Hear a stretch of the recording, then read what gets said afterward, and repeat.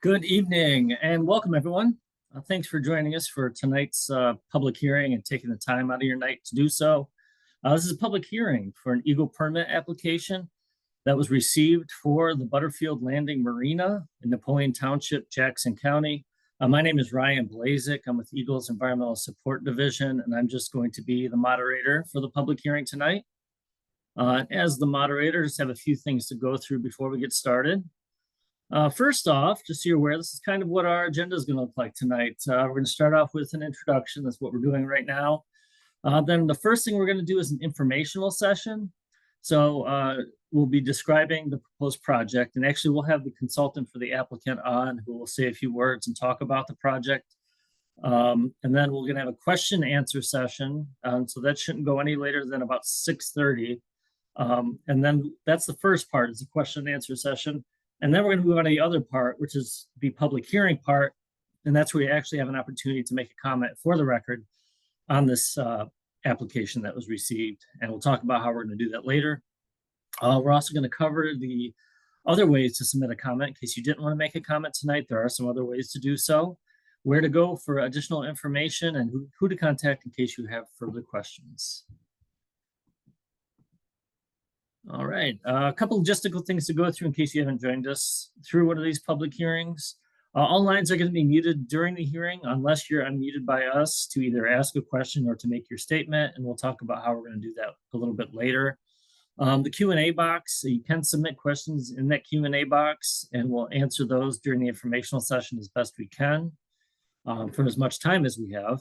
And then also, just so everybody's aware, we are recording this hearing. This hearing will be posted on EGLE's YouTube channel in a couple days, so you'll be able to access it again. If you choose to watch it or forward it on, it will be available. All right, at this time, I would like to invite our EGLE Water Resources Division staff to turn their cameras on and introduce themselves. Welcome. Hi, everyone. I'm Maddie Orler, and I work in the Water Resources Division out of the Jackson District Office, and I am the permit processor reviewing this application. Hello, and I'm Jeff Pierce. I'm the District Supervisor for the Lansing and Jackson District Office Water Resources Division. I'm overseeing Maddie's handling of the file. All right, thank you both for being here for the introduction. We move on to the next part, which is the informational session. So what we're going to do is we're going to unmute the applicant's consultant, Brian Meadows, who I believe is on the line. And we're going to give Brian an opportunity to say a few words about the project. All right. So Brian, it looks like you're unmuted on our end. I've got a slide here that can be up here while you talk about the project. Yes. So looks like you're on. Okay. Hello, everyone. I'm Brian from Michigan Marine. I've spent 30 years in the marine industry, and I was contacted by the developer to put together a plan for him for shoreline protection as well as the seasonal dock system. So as far as this dock system is concerned, what we initially did, there was criteria we had to follow, of course, to we were asked to get a riparian survey done, which is what the triangular line is out into the water. And part of the criteria from EGLE was to make sure that we had a 35-foot setback from that line, which is what our initial layout was here. So we then actually went out on paper. You draw this out and you stay within the 35-foot area, and then you look at it and it's like, yeah, this meets the criteria. And then so we actually went out in a boat, measured it out, realized how far this was actually going into the lake. So we made some revisions. We took out what you're seeing in the red there. We took that out. We felt that that was too far out in the lake. And then we kept it at, I believe at that point, it was somewhere around 146 slips altogether. We felt that also that we should concede that as well. And then we went, moved it back to yet again to 130 slips. And the layout, the reason the layout is the way it is we were trying to go parallel with the shoreline so that it was not, obstructing any navigable water, and but also stay within the riparian interest area here, which is this current system eats up about 2/3 of that interest area for the commercial property. And then which does not show on this, is the shoreline. Do we have, is there a page we could show is there a page you guys have regarding the shoreline protection? I think this is the only slide we have. Okay.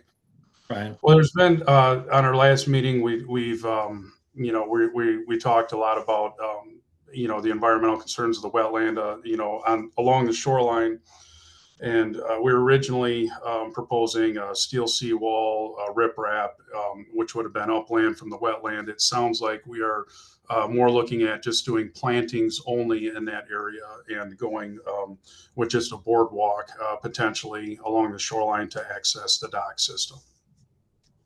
And I think that concludes everything for the introduction on that. All right. Thanks for providing that info, Brian. All right. So, Brian, we're going to move right into the information session, but we'll leave you unmuted on our end in case there's something that you would be able to answer. Okay. So we're going to go through how to ask a question. So we're going to do that informational session now. There's a couple ways you can do it. You can submit your question using the Q&A box at the bottom of your screen. So just type your question in, send it to us. You can click the raise hand icon at the bottom of your screen in case you want to ask your question verbally. So what we'll do then is if your hand is raised, we'll call your name, unmute you on our end. You can unmute yourself and ask your question. And then if you're on the phone and not on your computer, we may have some phone in callers, you can type #2 on your receiver. And what that will do is raise your hand in Zoom. And then we'll unmute you and call on you using the last 4 digits of your phone number. And we'll kind of go back and forth between the Q&A box and the raised hands we have. Also, I just want to clarify that this portion of the hearing tonight is for questions only. If you have a statement that you would like to make related to this application, you'll have that opportunity after this part. That's going to be a separate part of the hearing tonight. So just want to make sure you're aware of that. With that, I'll go ahead. The first question is, what are plantings? The plantings are native plantings to help with the shoreline habitat, which would be actually, I think EGLE could answer that better than myself. The plantings are for bioengineered plants and vegetation that would support the shoreline protection versus a more vertical structure or a hardscaping. And if EGLE could add to that, I don't know. Is there anything, Maddie, that you had for it? Oh, I think you are muted. Looks like you're unmuted, but we can't hear you. You might need to, something might have happened in your audio settings. So you might want to check and make sure your microphone is selected. Is that to me, Ryan? No, I'm sorry, to Maddie. Okay. I can hear you. Okay. Fine. Okay. Can we hear me now? Yep, we can hear you. Okay, that was weird. I was just saying that plantings are native plants, so they're used in a lot of shoreline protection projects just to help hold in the sediment and reduce erosion. All right. Thanks for that question. Thank you, Maddie. How many slips did Butterfield landings have in previous years? I'm not. I think it was. I'm not positive on that. I think it was 85, but I'm not positive on that. Okay. Thank you. All right. Next question. Can you approve only portions of the proposal and leave out other aspects? For example, can you approve the boat ramp and seawall, but not all of the slips that are proposed? I think that's for you, Maddie. Yeah, so Essentially, when it comes down to making a permitting decision, we have three main options, right? So we can issue the permit as currently proposed, so that would include all aspects of the project. We can deny the application, which would not authorize any of the proposed activities, or we can issue a permit with modifications. So that can depend on the project and the different aspects that are proposed, right? So sometimes it might be, you know, only authorizing a portion of the project, working to reduce impacts. We have a lot of back and forth with the applicant through the application process to kind of work through, you know, making our final permitting decision. Thank you, Maddie. Another question on the plantings. How far along the shoreline will the plantings occur? So I believe, and again, this is just with, you know, we're still working with the applicant to solidify these plans, but we had talked about the plantings being along the 300 linear feet by where the upland seawall is proposed currently. So just helping to establish that shoreline in that area where kind of just landward of where the docks are. All right, thank you. Next question's a little longer, so bear with me. Will the state repair and update only the Wolf Lake public launch on Bellemere Court on the south end of Big Wolf Lake if this proposal is not approved? It's my understanding that should the proposal not be approved, the property owner may repurpose the property, resulting in the marina and boat launch being closed. If this happens, will the state install a new boat launch somewhere, allow residents to launch their boats? This may be a better question for EPA, or not EPA, I'm sorry, DNR, if it's a state boat launch. But do you have any thoughts, Maddie, or any?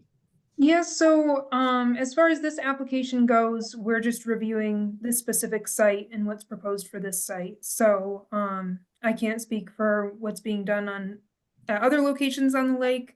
I'm not sure if that boat launch area is state owned, if further work would be done there, but we wouldn't require another boat launch be opened elsewhere. All right, thank you.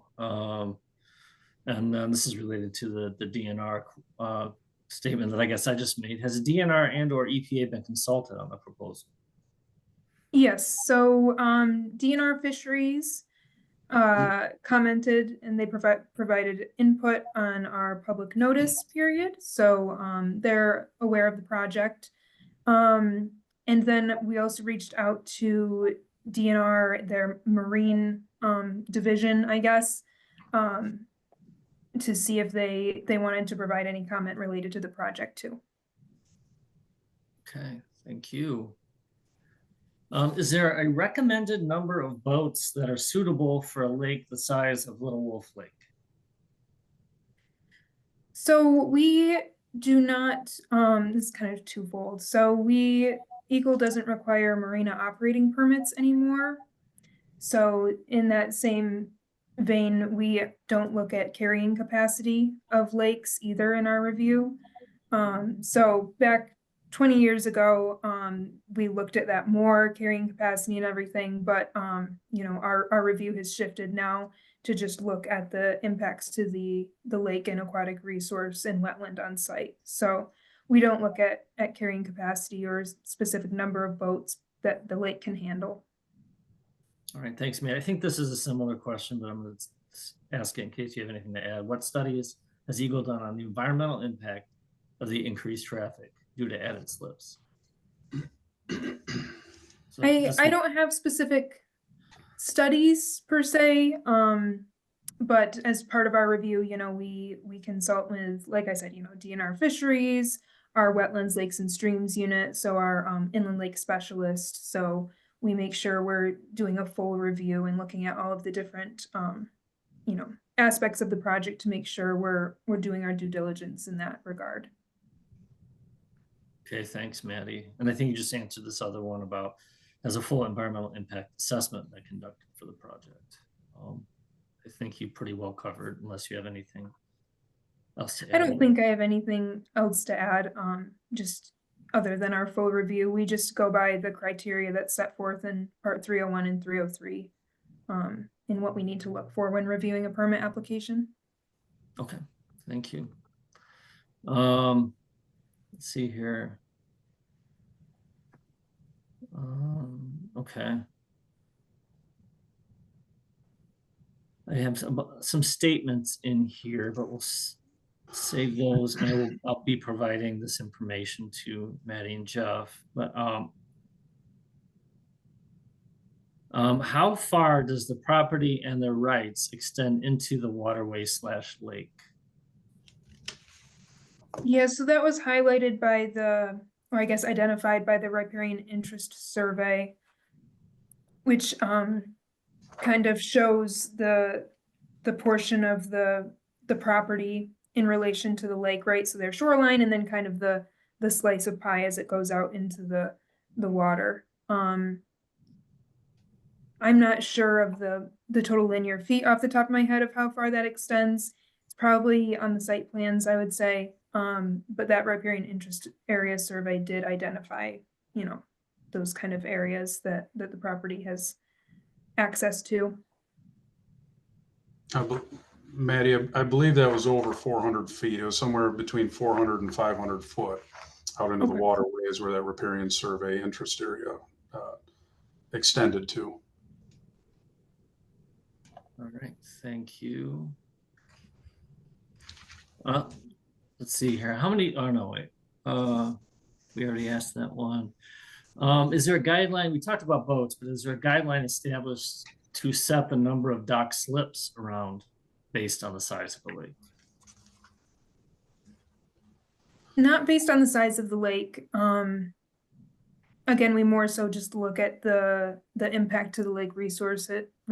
We do take into account, I guess, we look at the lake as a whole, right? And how that impact would relate to the lake as a whole, but we don't have a specific number of slips or number of boats in relation to the acreage of the lake, for example. So we don't have a specific like carrying capacity. We don't have that for the lake. All right, thanks, Maddie. Do you consider the impacts to the neighborhood used to access the marina and the impacts to the lake?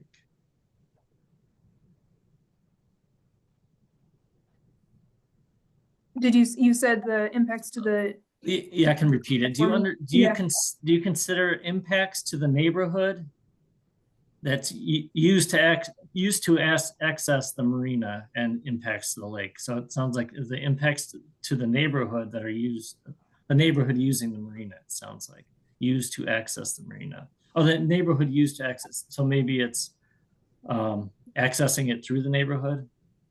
Okay.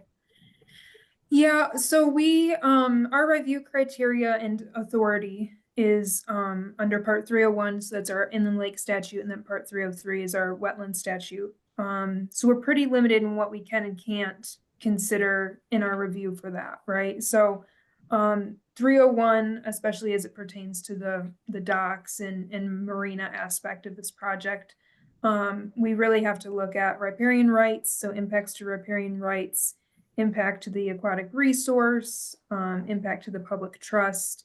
So it's really focused on the lake, right? And the aquatic resource there. So beyond that, you know, we don't look at, you know, the neighborhood per se or traffic or things like that, since it's technically out of our authority.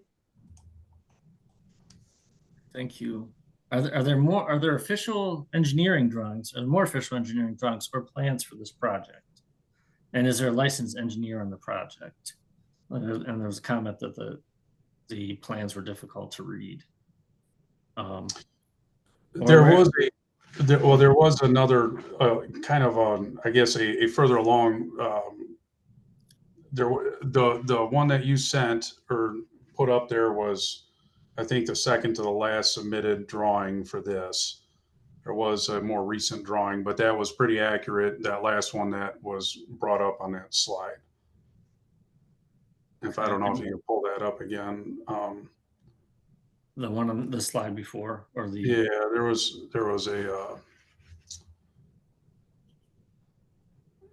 one more. Yeah, that one was like it's kind of a mess here. There was one more beyond this. I don't know how to, I don't think I can put it on there, but the red and orange on this one, the red is removed and all the color in orange is removed.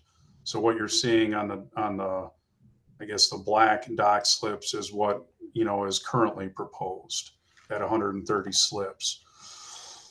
And that main run extends, that runs 260 feet out into the lake, the main run. However, as this eroded shoreline, this crescent shaped shoreline, if you go to the right and left, it's only approximately 175 foot from shore. If you were to kind of draw that, if the shoreline was a straight line, on each end of the property line, the docks only extend out to 175 foot total. But the main run being 260 foot, you've got a good 90 feet of it past that tier that's trying to reach that eroded shoreline, if that makes sense. Okay, yeah, thanks for the information, Brian. I should mention that I think there are maybe that additional documents in my Enviro related to the application that are accessible. Is that right, Maddie? Yep, that's what I was going to say. All of the documents are on my Enviro, so there has been a couple of versions. We can hardly hear you, Maddie. I don't know if you had a mic switch again. We can hear you, it's just very faint. Okay. How about now? Am I still? Okay, how about now? All right. Okay, how about this? Well, while you're doing that, there are quite a few questions. I'm going to try to combine some of these because there's quite a few questions in here. And I just also want to reiterate, in case we have people on the phone who want to ask a question, you can select #2 in case you're not seeing, you're not in Zoom and can't type questions in. So #2 is an option as well, or by raising your hand. There are a lot of questions here about safety. And if that's part of the review, and things that are looked at. Is there anything you can comment related to safety on this, Maddie? Yes. Can you guys hear me? Yeah, it's better. Thank you. Okay. So weird.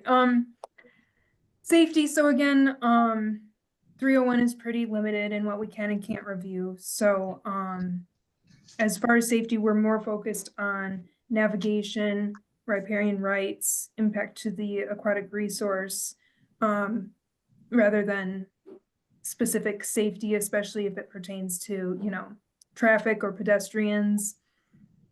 Unfortunately, we're pretty limited in what we can consider for that aspect, I guess. All right. Thank you, Maddie. So there's another question. There's more, I guess, some additional questions on who determines the boat and slip capacity. I maybe would help. Would you be able to go through some of the things you looked at in your application, in the application process related to this? Might answer some of the questions in here. Some things that are looked at. Yeah. So when we get an application, we review it for completeness, right? So we need to see if we have all of the information we need. That's kind of just the dimensions of the project, make sure all of that lines up. But when we have all the information we need and we're reviewing the permit application, we're looking at the lake resource, right? So we're looking at, are there going to be impacts to the nearshore habitat? Shallow areas. This area has the wetland fringe along the shoreline. So we're looking at impacts to the wetland areas and if those are, acceptable or if there's less impactful alternatives available that need to be considered. We're looking at the public trust. So looking at, want to make sure as much of the lake is navigable and not impaired. So it's still, we're maintaining that public trust resource that the lake offers to the public here. riparian rights. So again, touching on that navigation component, is it going to impair navigation? Things like that. We're looking at potential threatened and endangered species. Of course, less impactful alternatives. There's a big looking at that through 301 and 303. So are there any configurations that would lessen or reduce the impact of the resource? Things like that. So it's very like broad, lots of things are being looked at. That's kind of the basis of our review. Thanks, Matt. I think that's helpful. Just trying to get some more information out there on a lot of these questions. And just so everyone knows, we have 64 questions in here, so we're not going to be able to get to all of them. So, but trying to touch on as many as we can. What is the timeline to accept, reject, or amend the permit application? I think that's a good one. Yes. So when we get an application, we have 30 days to review it for completeness. During that time, it can be put on hold as we're asking additional questions and things like that. Once the application is marked complete, so we say we have all of the information that we need, we have 60 days to process it and review it. That can be extended. So in this case, for example, we did have an extension of the processing deadline to make sure we had enough time for the hearing and comment period and everything. And then once that processing period comes, so right now it's May 14th, I believe. So we have a month left of the processing period. Then we ultimately make a permitting decision. All right, thanks, Maddie. I'm not finding it now, but I know I saw a question in here on, after the permit is issued, what does EGLE do to make sure that basically the plans are followed through? Yep. So once a permit is issued, the permit is good for 5 years from the date of issuance. We don't always do compliance inspections, but on a select few permits that we do issue, we do go on site and make sure the permit was followed, especially if we have any concern or get any complaints. So we do compliance inspections at times too, just to make sure permits are being followed, but it's not a requirement of each permit that's issued.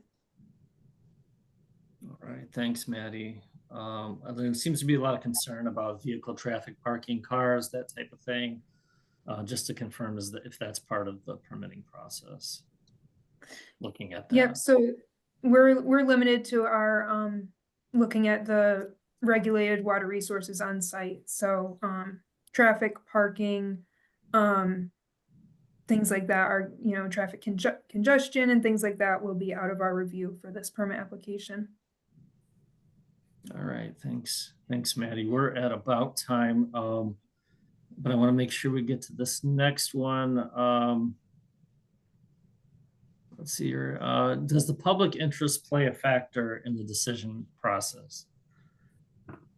Yes. Yep. So as part of our review, I believe under Part 303, so our Wetlands Protection Statute, we're looking at, is this activity in the public interest?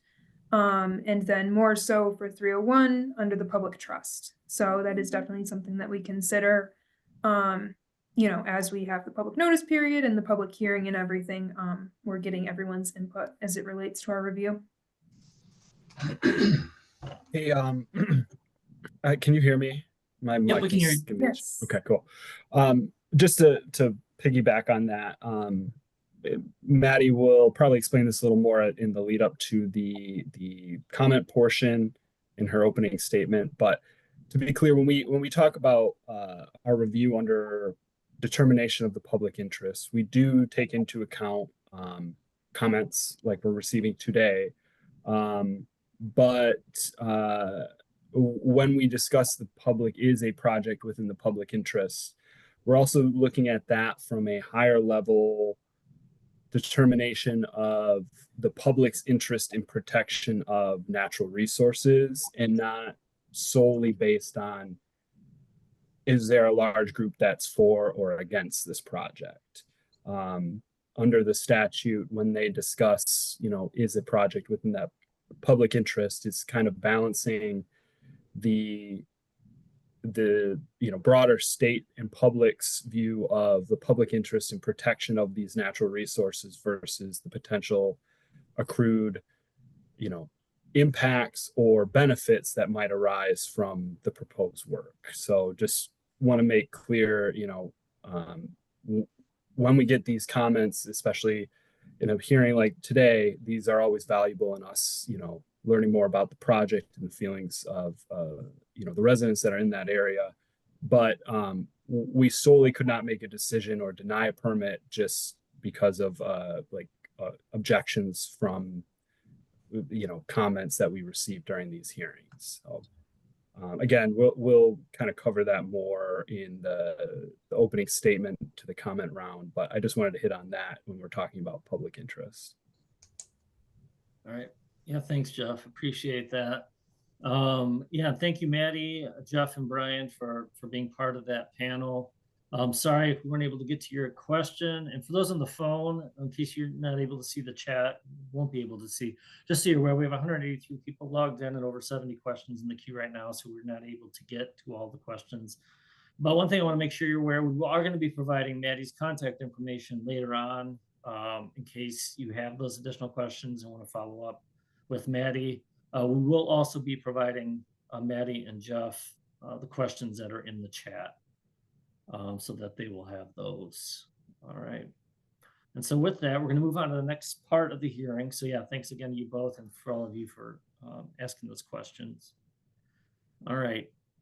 Everyone will have an opportunity to make a comment tonight, but in case you don't want to make your comment verbally tonight, there are other ways to make a comment. You can do it through EGLE's My Enviro system or database through submission HQ3-8B 2SFMAYD, and we have the link in front of you. We're going to put the link in the chat so that you can access it.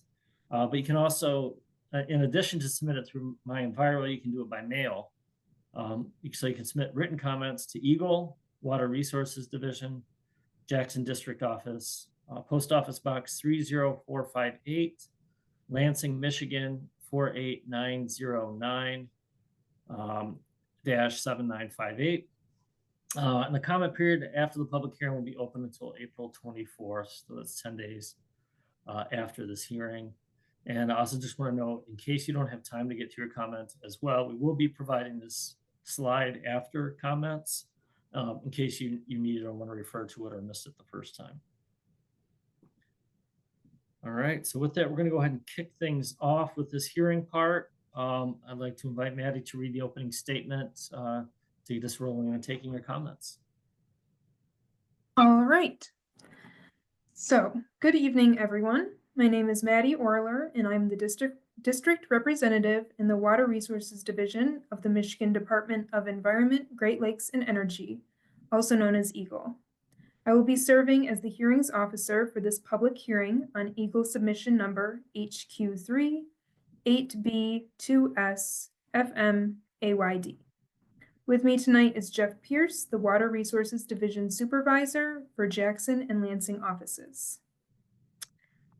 For the public hearing agenda, to describe how this is going to work tonight, I will begin with some background information about why we are here. I will then describe the purpose of the hearing and how your comments will be used. Following that, I will outline the procedures under which we will take your comments, and then describe what will happen after tonight's hearing. It will then be time for you to provide comments, and we will spend the majority of the time tonight listening to those comments. At the end of the hearing, I will read the closing statement. By way of background information, the Water Resources Division is responsible for administering a variety of programs that help protect inland lakes and streams, wetlands, floodplains, sand dunes, and the Great Lakes. These programs regulate certain activities such as dredging or filling a lake, stream, or wetland, constructing a dam, constructing a marina, placing shore protection or constructing docks, and building in a designated critical sand dune area, wetland, or floodplain. The law governing these responsibilities is the Natural Resources and Environmental Protection Act, 1994, PA 451, as amended, also known as Act 451. We are here tonight because Allie Mallad has proposed the following: to install a total of 2,655 linear feet of dock. The main dock is proposed to be 260 feet long and approximately 5 feet wide. The main dock is proposed to have 4 perpendicular tiers. So the first tier closest to the shoreline is proposed to be approximately 145 feet long. The second tier, approximately 370 feet long. Third tier, approximately 420 feet long. And then the fourth tier, approximately 180 feet long. The docks are proposed to have a total of 130 slips, which will consist of 64 20-foot long, 3.5-foot wide finger docks. The docks are proposed to be installed and removed seasonally. For the boat ramp, the applicant is also proposing to replace the existing boat ramp. So this would include the dredging of approximately 6 cubic yards from an area 20 feet long by 16 feet wide. Installation of 6 cubic yards of gravel and concrete slabs in the 20 by 16 foot area is also proposed. Then finally, for shoreline protection, the applicant is proposing to install 28 cubic yards of riprap along 300 linear feet of shoreline up to the ordinary high water mark. An upland wall is also proposed to be placed 2.5 feet above the ordinary high water mark along 300 linear feet of shoreline. And then an upland boardwalk is also proposed. So moving on to the purpose of the public hearing.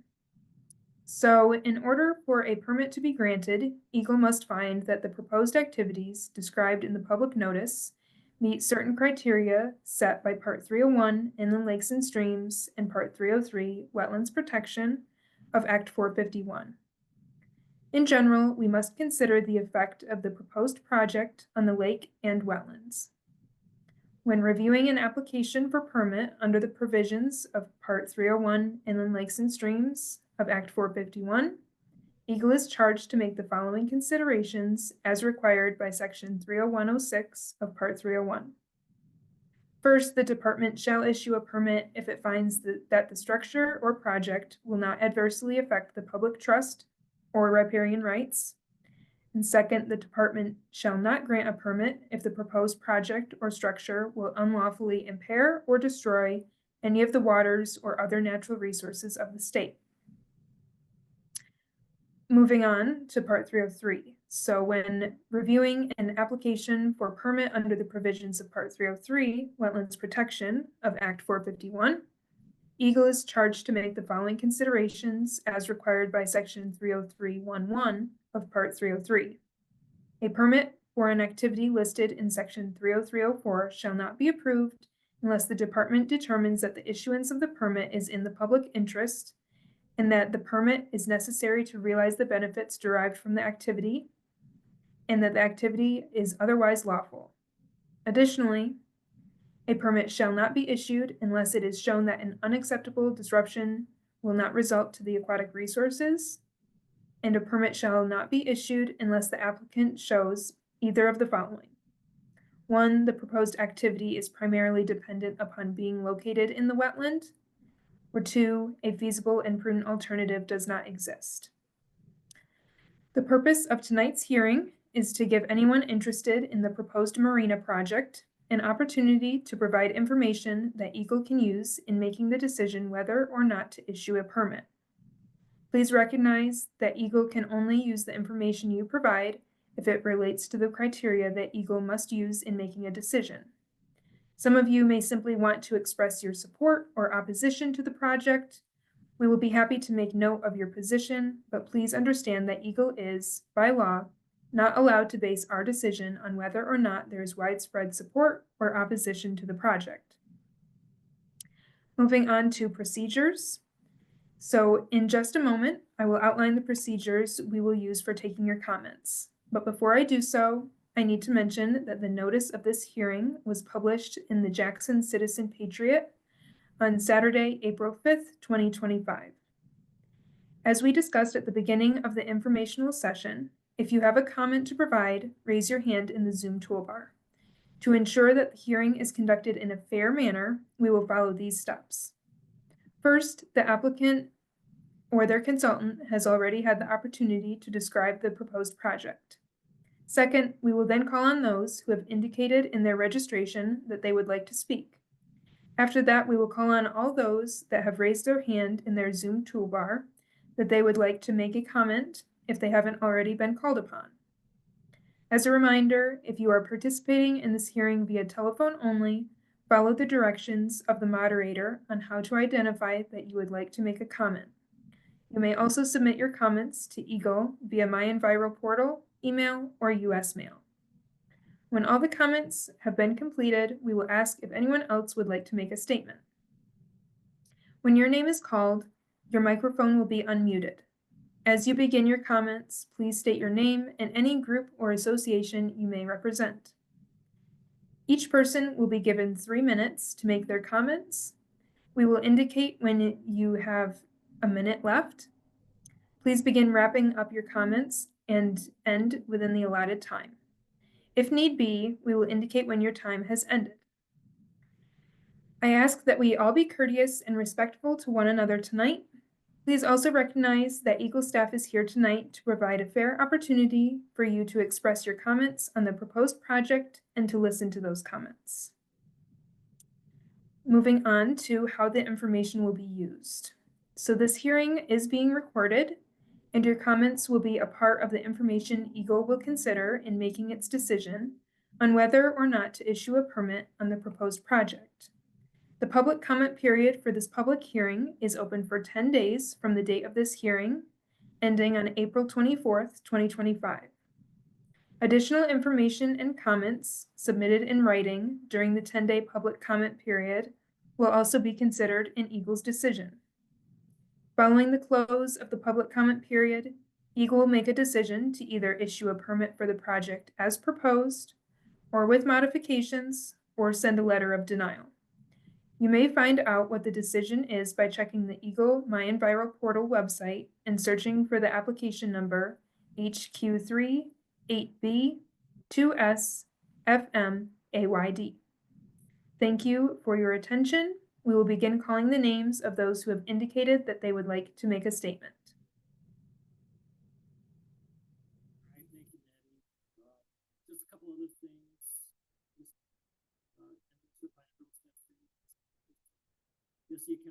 Hey, Ryan, we're unable to hear you.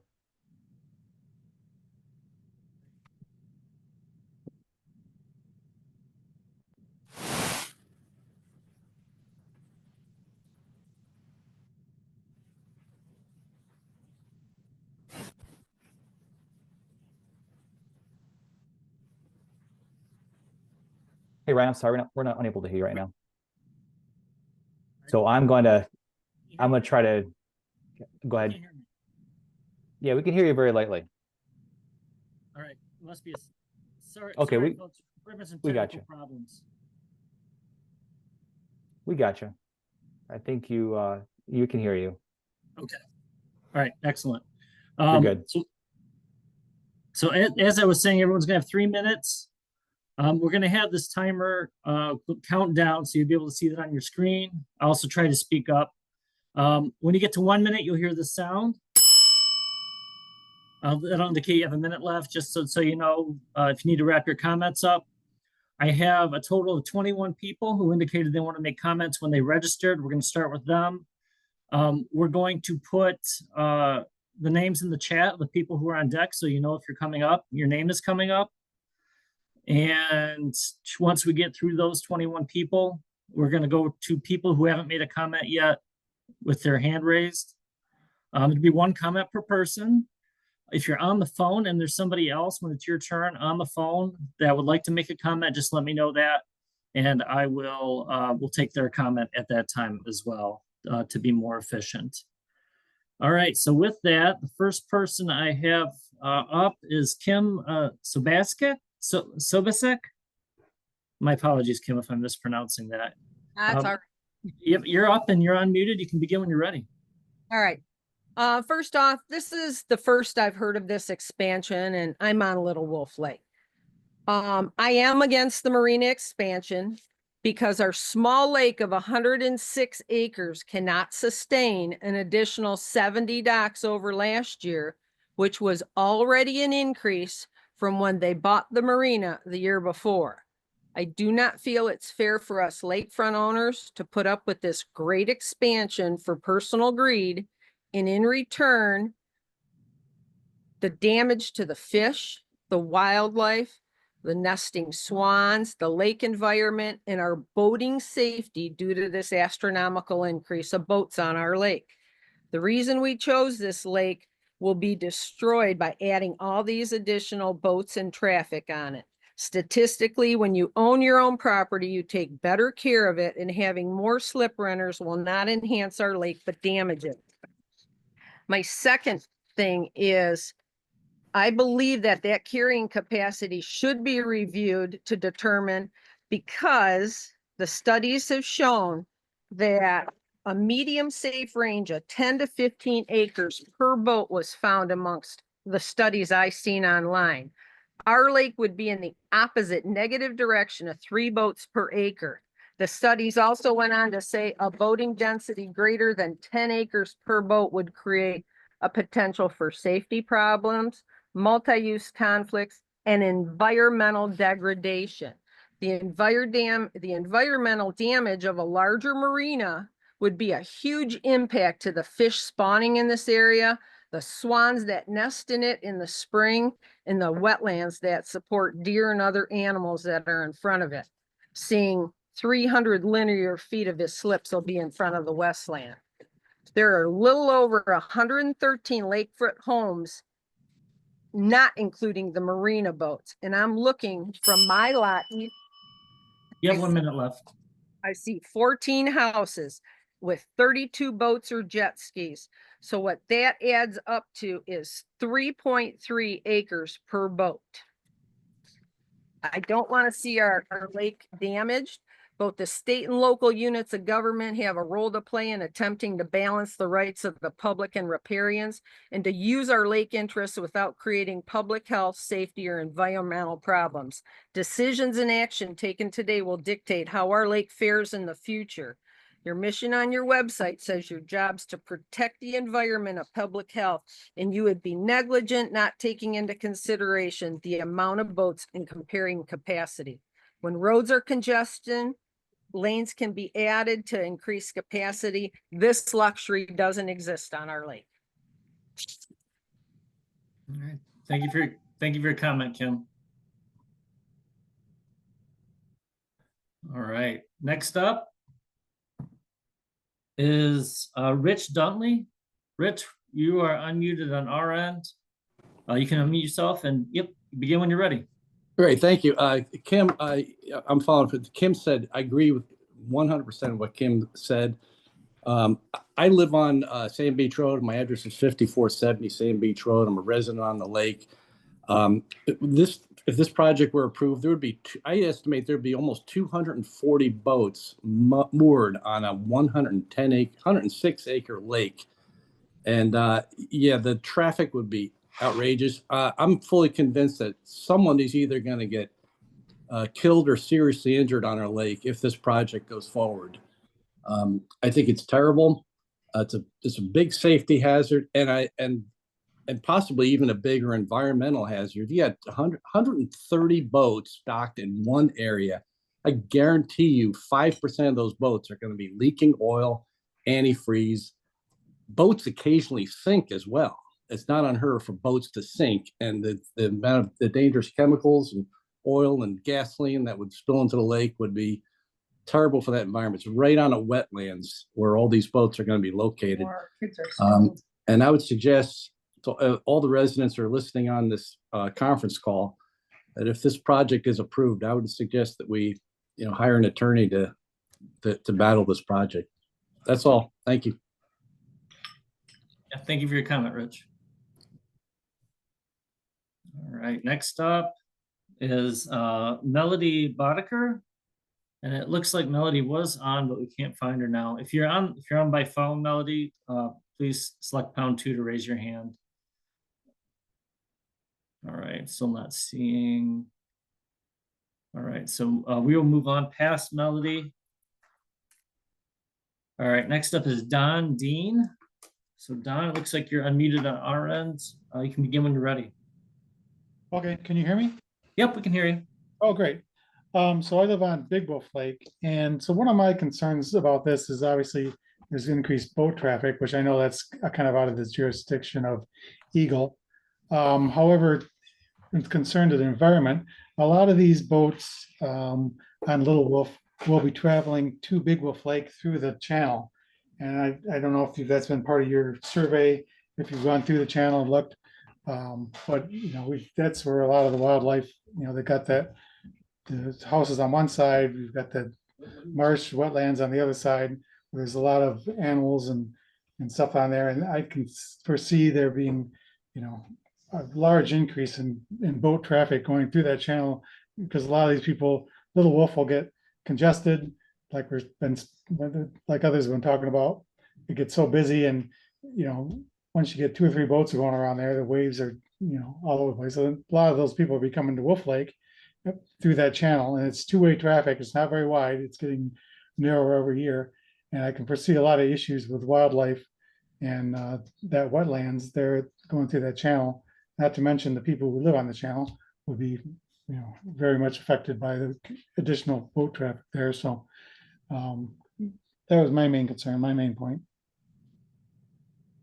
All right, thanks for your comment, Don. Yep. All right, next up is Amy Dillon. So Amy, you are unmuted on our end. You should be able to unmute yourself. You may see a pop-up asking you to unmute, or there is a microphone icon on your screen that you can use to unmute.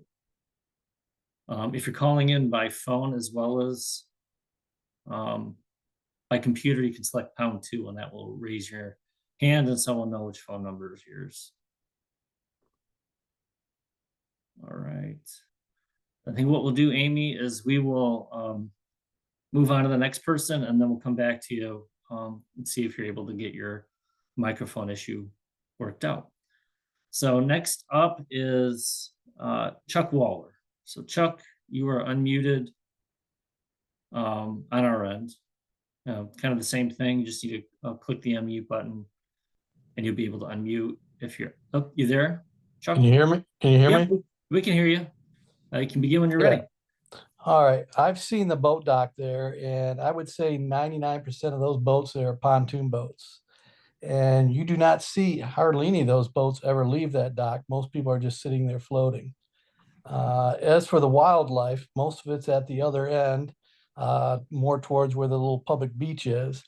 And the danger I see out there is the jet skis and the speedboats. It's not all the people with pontoon boats that are at that dock, especially the jet skis. And then I heard a few people make comments about all the extra boats. But if you look at some of those houses, because I travel to all the different lakes there, and we always go to Little Wolf Lake just to sit and relax because there's no traffic there. And I look at some of these houses and they have anywhere from 1 to 3 boats and anywhere from 1 to 6 jet skis. And if there's any real impact, it's a lot of it's coming from some of those houses there that have, you know, all the jet skis that are flying up and down. And if you watch the easement going into the little canal going into Big Wolf, every pontoon boat I've seen go through there slows down, so there's like no wake. But the jet skis and the speedboats seem to be flying through there. So I don't think there's going to be an impact of adding more docks of pontoon boats like a lot of people are stating. I've gone there through Monday through Friday, Saturday, Sundays, and usually on that Little Wolf Lake, there is only 2 or 3 boats sitting in the middle. And if there's more boats, 5, 6, the other ones are usually just fishing and the other people are just floating and swimming. So I don't think that these extra docks are going to make that big of an impact, like everybody's saying. And as for the environmental, especially the geese are at the far other end. And if you have been on the lake, you can see there's like 10, 20 geese, but they're at the farthest end away from the docks. So I don't see an environmental impact being caused by adding, a few more docks here. And that's all I've got to say. All right, thanks for your comment, Chuck. Thank you. Oop. We're gonna go back to Amy Dillon. Let's see if Amy is able to get her mic working and she wants to make a comment. Looks like you're unmuted, Amy. If you're still having trouble, you can also call in by phone. There's a call-in number that you should have seen during registration that you can call in case you're not able to make a comment by your computer. All right. All right. So we're going to move on from Amy. Sorry about that, Amy. Again, I'll also identify those other ways to make a comment. In case you still want to make a comment, you can do so by MyVero and by mail, and we'll share that later. Next up is Jeff Kirkpatrick. So Jeff. Confirm you can hear me? Yep, we can hear you. Great. I'm Jeff Kirkpatrick. I live on Little Wolf Lake and lived there for over 20 years. I happen to be 100% in favor of this proposal. You know, we've had an existing marina for many, many years. We used to have two marinas on the one on Little Wolf, one on Big Wolf. But at any rate, with what I understand from what the property owner is proposing, you know, they're going to be putting a restaurant there and maybe some gas. They already had gas previously. So I'm going to, you know, 30 of those slips are probably going to be transient slips, meaning they're not going to be people storing boats there. It's going to be for those people on the lake that might boat over for dinner or whatever, or go to the marina. They got to have slips available for customers to go. So, you know, I'm seeing maybe an increase of 20 slips, and I don't really see that significant. It's my understanding that the real purpose of this hearing is for, you know, you to hear our views, but more importantly, to share with us, which you've done, how you go about making these decisions and what you're looking at doing. And again, I'm fully in support and appreciate the considerable, probably millions of dollars that the owner is anticipating and spending to invest in our community.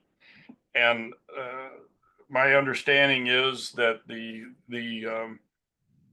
those of us, at least that live on the lake, and I don't know what the final outcome, but I've heard that the owner is going to allow those people to launch their boats for free. But you know, the new design significantly improves the impact of the shoreline by using a single dock walkway out to the docks, as opposed to the multiple splinters that used to be there in the older days. So, you know, all of the boats that will be at the marina are not all going to be sitting there on Little Wolf Lake and spending their time there. As we all know, those boats go, if it's a pontoon, it can go Little Wolf, Big Wolf, and into Alcott. And if it's a speedboat or a jet ski, it can go all the way to Michigan Center. So anyway, I hope EGLE approves this, and thank you for allowing my comments. Yeah, thanks for making the comment, Jeff. All right, next up, Brenda Madison. All right, so Brenda, let's see if you're in the audience here. And if we can't find you, it looks like we're not seeing you. If you're on the phone, just select #2, Brenda. And if not, we will move on to the next person. All right, so after Brenda is Teresa Cannon or Kanon. See, it looks like you're unmuted, Teresa. On our end, you can unmute yourself and begin when you're ready. There should be a microphone icon at the bottom of your screen, or that pops up that you can unmute. And again, if you're having trouble with your mic or what have you, oh, there you are. You there, Teresa? Yes, good evening. All right, you can begin when you're ready. I've lived on this chain of lakes my whole entire life. I'll be 70 this year. And the increased boat traffic over the years has had quite an environmental impact, especially the channel that goes between Little Wolf and Big Wolf. And if we're to put this restaurant in that Mr. Kirkpatrick discussed, that's all the more reason we have to rethink this, because all the boats then from Big Wolf Lake, which is 100 times more than Little Wolf, if all of those people are going to be traveling that channel to try and get into the restaurant, it's just going to be a lot of traffic and a lot of erosion. I'm concerned about the erosion of that channel. Those front yards of the people on that particular channel, they barely can keep the water from flying up into their yards. And if we get any thicker traffic through there, it's not going to work. It's not going to work well at all. And I think we need to really look at the channel that this connects to right there around the corner. It's right there. It's not that far from where this dock situation is. We need to look at that channel and make sure that channel can handle this. That's the end of mine. Thank you. Yeah, thanks for the comment, Teresa. All right. Next up is Stephen Rutz. All right, Stephen, you're unmuted on our end.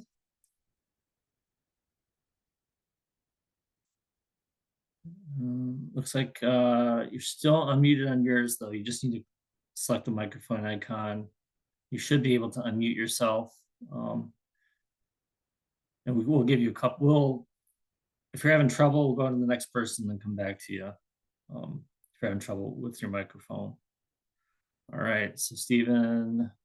All right, we're gonna go. We'll come back to you, Stephen. So keep working on that if you're interested. Megan Roden is next. Megan? Hey, Ryan. Can you hear me okay? We can hear you. Okay, hi, my name's Megan Roden. I'm a resident of the lake, and I wanted to submit a comment in strong opposition of this dock project. And after this hearing today, it remains unclear whether a comprehensive environmental review has been conducted or even made publicly available. The lack of transparency of this process, kind of feels like a violation to the kind of public engagement process here. And similarly, the lack of completed and sealed construction documentation and there not being a professional engineer involved really causes me great concern when we look to either, approve or deny a permit like this. Similarly, the proposed dock construction, I feel, will cause great disruption to that shoreline there and the water body, right? So I'm nervous about the aquatic life, the vegetation, the fish spawning grounds, every aspect of ecological life that takes place in the chain of lakes. I'm also worried, I haven't seen a lot of alternatives for designs submitted or made public. There hasn't really been, it doesn't feel like there's been reviews of smaller dock configurations or non-structural solutions.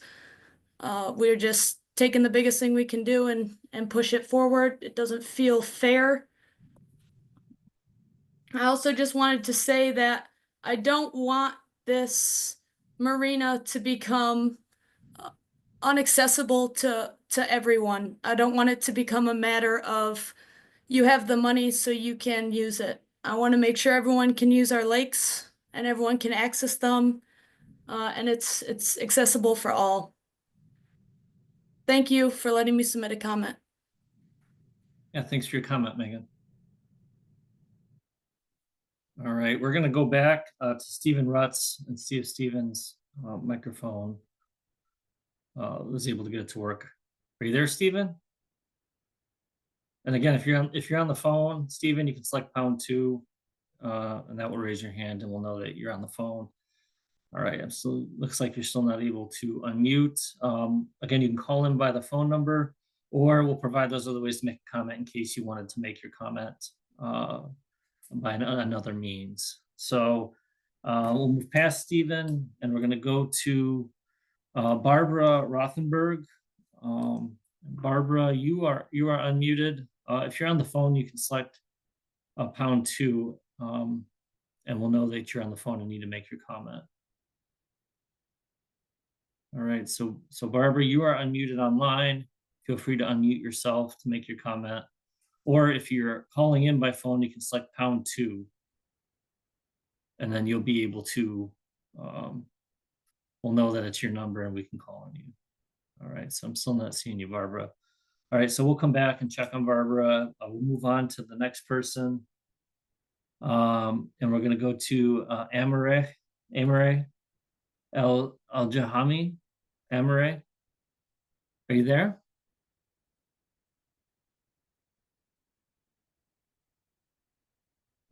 Amare? Hello, can you hear me? Yep, we can hear you. Sorry about that. No problem. You can begin your comment whenever you're ready. So I am 100% in favor of building onto that marina, enhancing the atmosphere, the environment, in general, the looks of Great Wolf and Little Wolf. I believe that it would be a win for everybody that lives in that lake or in that area. I live there. The marina has been depleted over the years, and I'm thrilled that someone is willing to invest in making it a beautiful, thriving marina. I love the idea of having a beautiful deck with lights offshore along with the shoreline to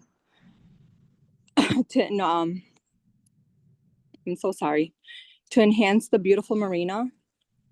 I'm excited about our new restaurant in the area. I mean, I get what the other people are saying, but I don't think it's going to be, I don't think it's going to impact in any bad way.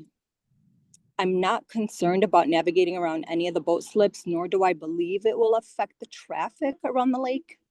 I believe the request for more slips is only 45 more slips, which will be needed to service the restaurant. And when people want to come into the marina to get gas, since we have hundreds of homes on the 7 lakes, I am concerned if this project is not permitted that the marina might be closed down since it's only private boat launch. And I know firsthand that the only public launch is very, very small and it doesn't have any parking. So I would definitely be in support of this developer so that he doesn't close down this marina, because it would not make economic sense to invest anymore into the Butterfield marina. And I just hope everyone listening at this hearing understands how important it is to support the new development of the Butterfield marina. That's all I have to say. Thank you. All right. Yeah, well, thank you for your comment. All right, we're gonna go back to Barbara Rothenberg. And again, Barbara, if you're on the phone, you can select a pound symbol and then 2, and that will raise your hand and we'll know you're on the phone. I can call on you at that point. Or if you're on your computer, you can unmute yourself. All right, and again, we'll provide those other ways to make a comment, Barbara, if you would like to make a comment later. All right, so we're gonna move past Barbara. And we're gonna go to Abe Rustum. Yeah, hi. Yep, can you hear me? Yep, we can hear you. You can begin when you're ready. Yep, I'm on, my name is Abe Rustum. I'm on Big Wolf Lake. I've been there for 6 years now. I'm definitely for the project. The project, as I understood it, and I took a look at it, it's getting the place better.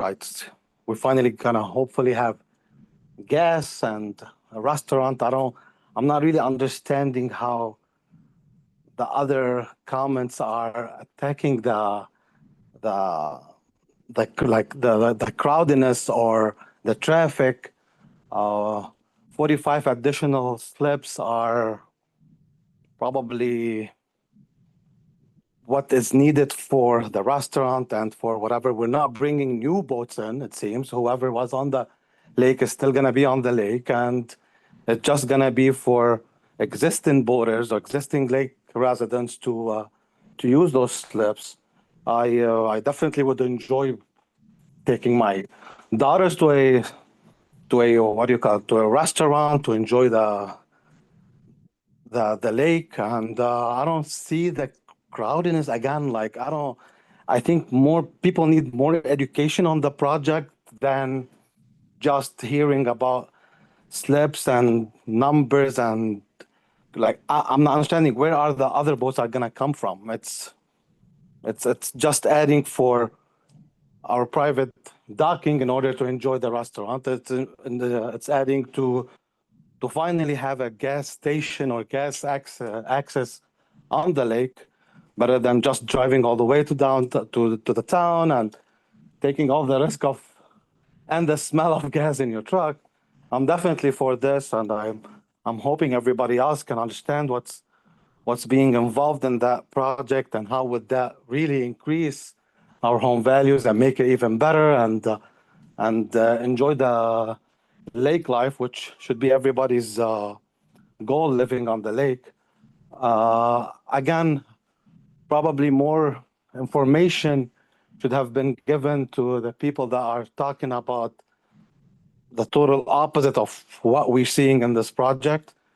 I would love for it to happen. I think it will give life and more fun to the lake, and that will be it. Hopefully, everybody is listening and can ask questions. Whoever knows me can call me. I took a look more at the project, and I know what they're offering. It's not about bringing more boaters. It's about giving us existing boaters, let's call it, access to the project and to the gas and restaurant.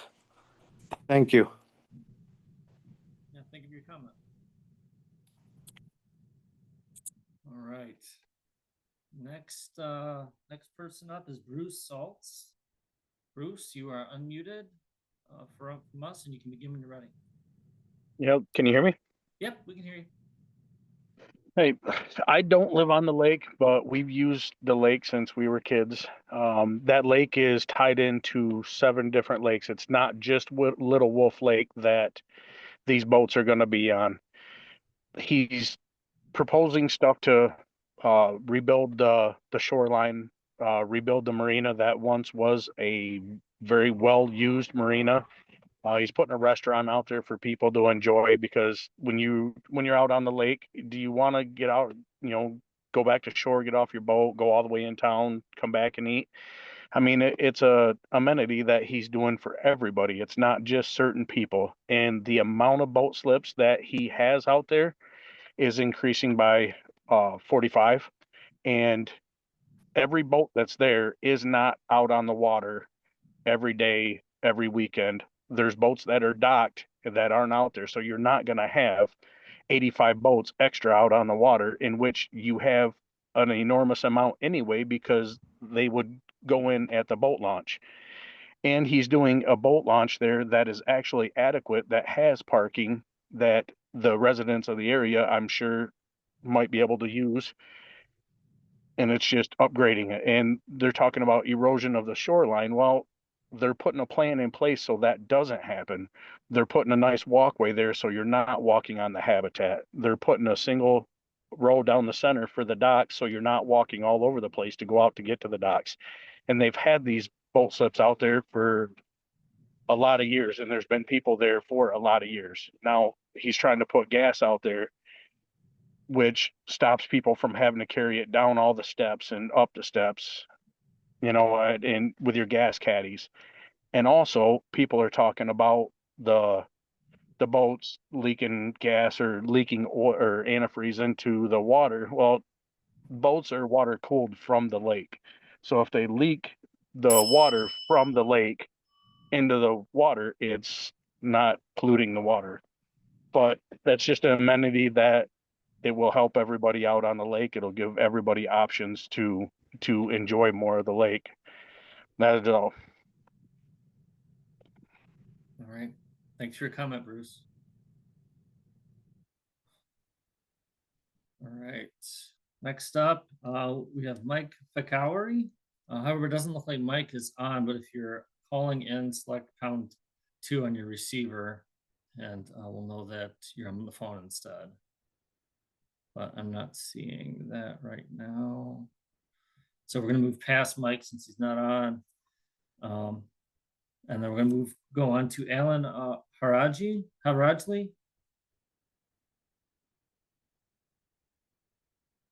You there on, Alan? Let's see here. No, Alan? Okay, doesn't look like Alan's on. Next is Sam Miller. And not seeing that Sam is on either. All right, and then Eric Allen will be after Sam. So Eric, looks like you are here and unmuted. You can begin when you're ready. Alrighty, can you hear me? Yep, we can hear you. Alrighty, my name is Eric Allen. I do not live on the lake, but me and my family do frequent it every summer. I'm in 100% support of the proposed permits. I believe that added dock slips will be necessary for the amenities that the new owner is trying to provide, such as the gas in the restaurant. I also understand, it is my understanding, that the proposed dock slips are for the restaurant. It is not going to be 45 new boats sitting in the water. And I am also concerned if the new owner were to shut down the existing boat launch. The boat launch at Bellemere Court is not a DNR launch. It is a public road that ends in the water. They will not put a new launch there. They will not enhance that launch, as this has already been to court in the past. So I am concerned that if that launch gets shut down, a lot of Jackson County will not be able to access that lake at all. I also do believe that it is very generous of the new owner to offer free launching to the residents of the lake as long as they can prove residency. I personally didn't see any impediment on the navigation of the lake in last year's configuration. Me and my family look forward to frequenting the lake again and are very excited for the proposed permits. That is all. Thank you for your time. Thanks for your comment. All right, we have 2 more people on our list, Madison Morove and Stephen Van Klassen, and it doesn't look like either of them are on. So what we're going to do then is go to the raised hands. And so if you have not made a comment yet and you would like to make a comment, just raise your hand in Zoom. You can see the raise hand icon at the bottom of your screen. Just click that, so raise your hand. If you're on the phone, you can select again the number, the pound sign, the number sign, and then the number 2, and that will raise your hand in Zoom. So we're going to go ahead and get started with raised hands. Armin Boghosian. Armin, looks like you are unmuted, and you can begin when you're ready.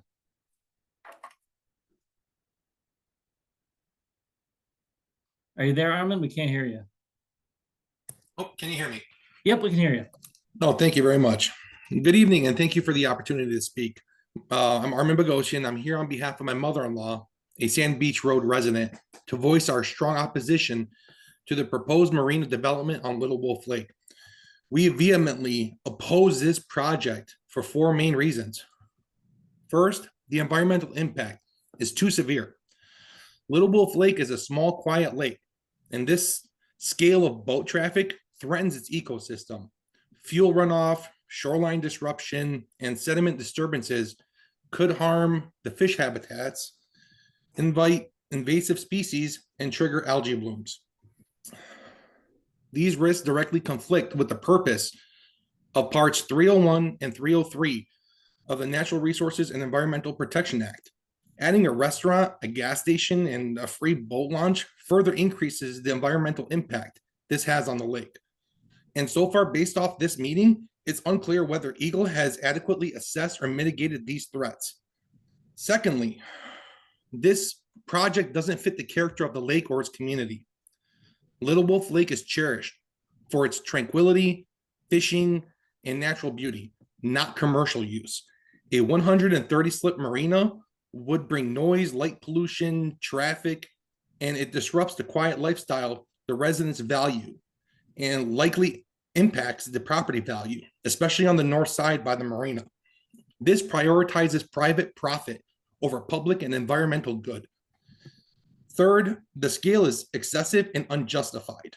There is no demonstrated public need for a marina of this size, nor have we seen any evidence of proper environmental safeguards. The scale alone poses unacceptable risk. Fourth, this proposal undermines the spirit of NREPA. The Act's purpose, the Act's purpose is to protect Michigan's natural resources. Approving this project sets a dangerous precedent, opening the door to future commercial expansions on similar fragile lakes. I urge EGLE to deny this permit. The long-term environmental costs far outweighs any short-term benefit. Let's protect Little Wolf Lake and for future generations. Thank you for your time. Thank you for your comment. All right, next up, Brian Meadows. All right, Brian, you are unmuted on our end. Make your comment. Yes, this is Brian from Michigan Marina Contractor again. Hey, I just wanted to mention, through some of these comments I've heard them talking about, bringing on more people. I did want to say that it is the developer's intent to offer a 45-day window each year for the residents of Napoleon Township and Grass Lake Township, the opportunity to lease a boat slip before he offers it to other people outside of these two townships. It's also the developer's intention to, as someone else mentioned, to not charge anyone that lives on the lake, showing their ID address, of course, for launching their pontoons at Butterfield Marina. And I just wanted to put that in there as some of the public trust comments have come up. So thank you. Yep, thanks for that comment, Brian. Yep. All right, next up, Eric Abbas. Eric, you are unmuted. On our end anyway. Hi. Or Erica, yes, I'm sorry. Yeah, Hi. that's You can okay. begin when you're ready. Okay. Good evening. I live on Bellemere Court. I've been a resident there since 2019. I've been on the lake since 2017.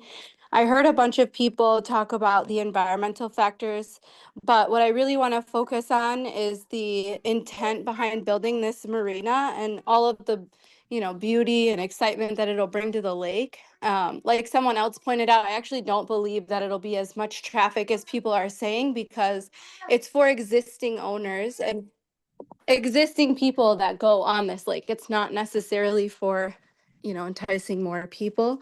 But the other things that I want to mention are that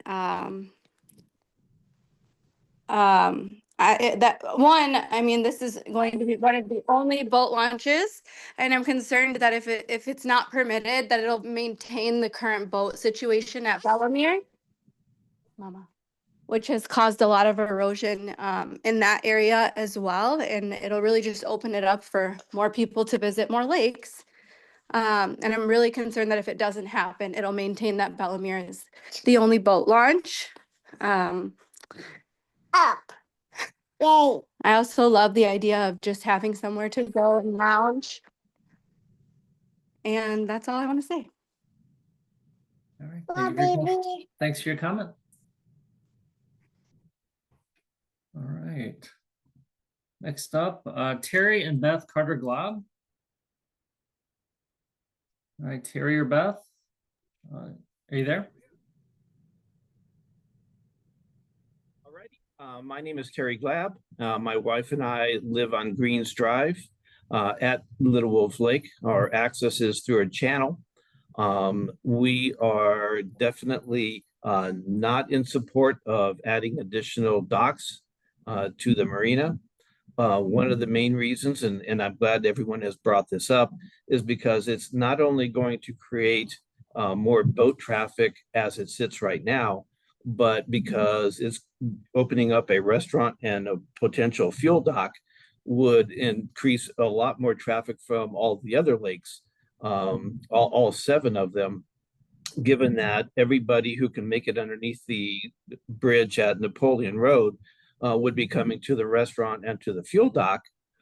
So I think that Little Wolf Lake is pretty saturated as it is right now. even if it wasn't connected to Wolf Lake. And then by adding all this additional traffic in the future, it's definitely an impact the environment. I have never seen a fuel dock that fuel doesn't get spilled in the water. When you have a restaurant, people coming and having a good time, pollution from litter and those kind of things, plus the increased driving traffic through Mack Island Road for all the residents there. I just don't think that this community can support all of that additional traffic. And I have to say that the reason that this is all being proposed is for the owner to make money. This isn't to help us out or necessarily make us happier, but it is a business. It's not being opened up as like a county or a public boat ramp or anything like that. It's to make somebody more money. And I think that would, on the backs of our environment and the people who live there. Thank you. Yeah, thank you for your comment. Yeah, that.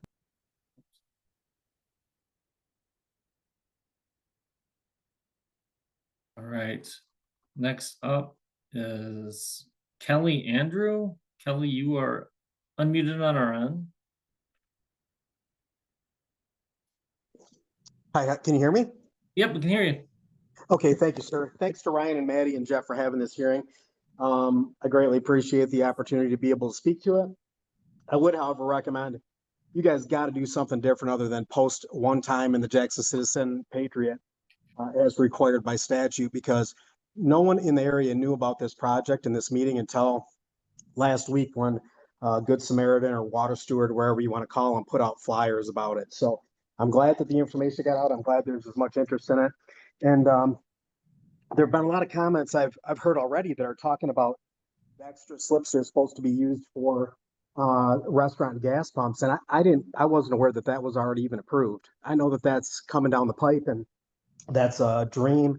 And yeah, that might be great down the line, but if we're talking about putting in up to 130 boat slips on something that isn't even guaranteed to happen at this point, it doesn't make much sense to me. It seems like this is kind of going in the wrong order, that stuff should have been approved. But again, I don't know about all that. The one thing I will say, there have been a couple inaccurate comments, and I live on the lake. One of them has been that there were people, most of the time people just go out there that dock at Butterfield, they just sit on their boats. That's completely inaccurate. I rarely see that happen. People go in there and then they go out on the lake, whether they go to the sandbar or whether they stay on Little Wolf. Another thing is, someone mentioned that this is only adding a few more docks. This isn't going to impact anything. This is not a few more docks. From my understanding of it, Butterfield Marina had approximately 60 docks on it, or dock slips. We're talking about more than doubling that to 130. If you consider the fact that I know EGLE no longer considers the amount of boat slips per acres on the lake, but if you consider that Wolf Lake is 376 acres, according to marina.com, and I haven't verified this with Wolf Lake Yacht Club, they have 175 slips. That's approximately 0.35 boats per acre for that lake. Little Wolf Lake, however, is 104 acres. Butterfield Landings is looking at expanding to 130 slips. That's 1.25 compared to the 0.35. That's almost 4 times the amount allowed or that's in Big Wolf.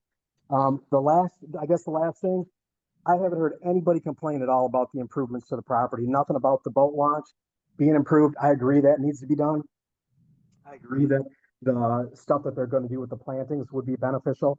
But the additional boat slips is the problem. I would have understood if he wanted 20 or 30 more, but that's not the case. He wants more than double what was out there.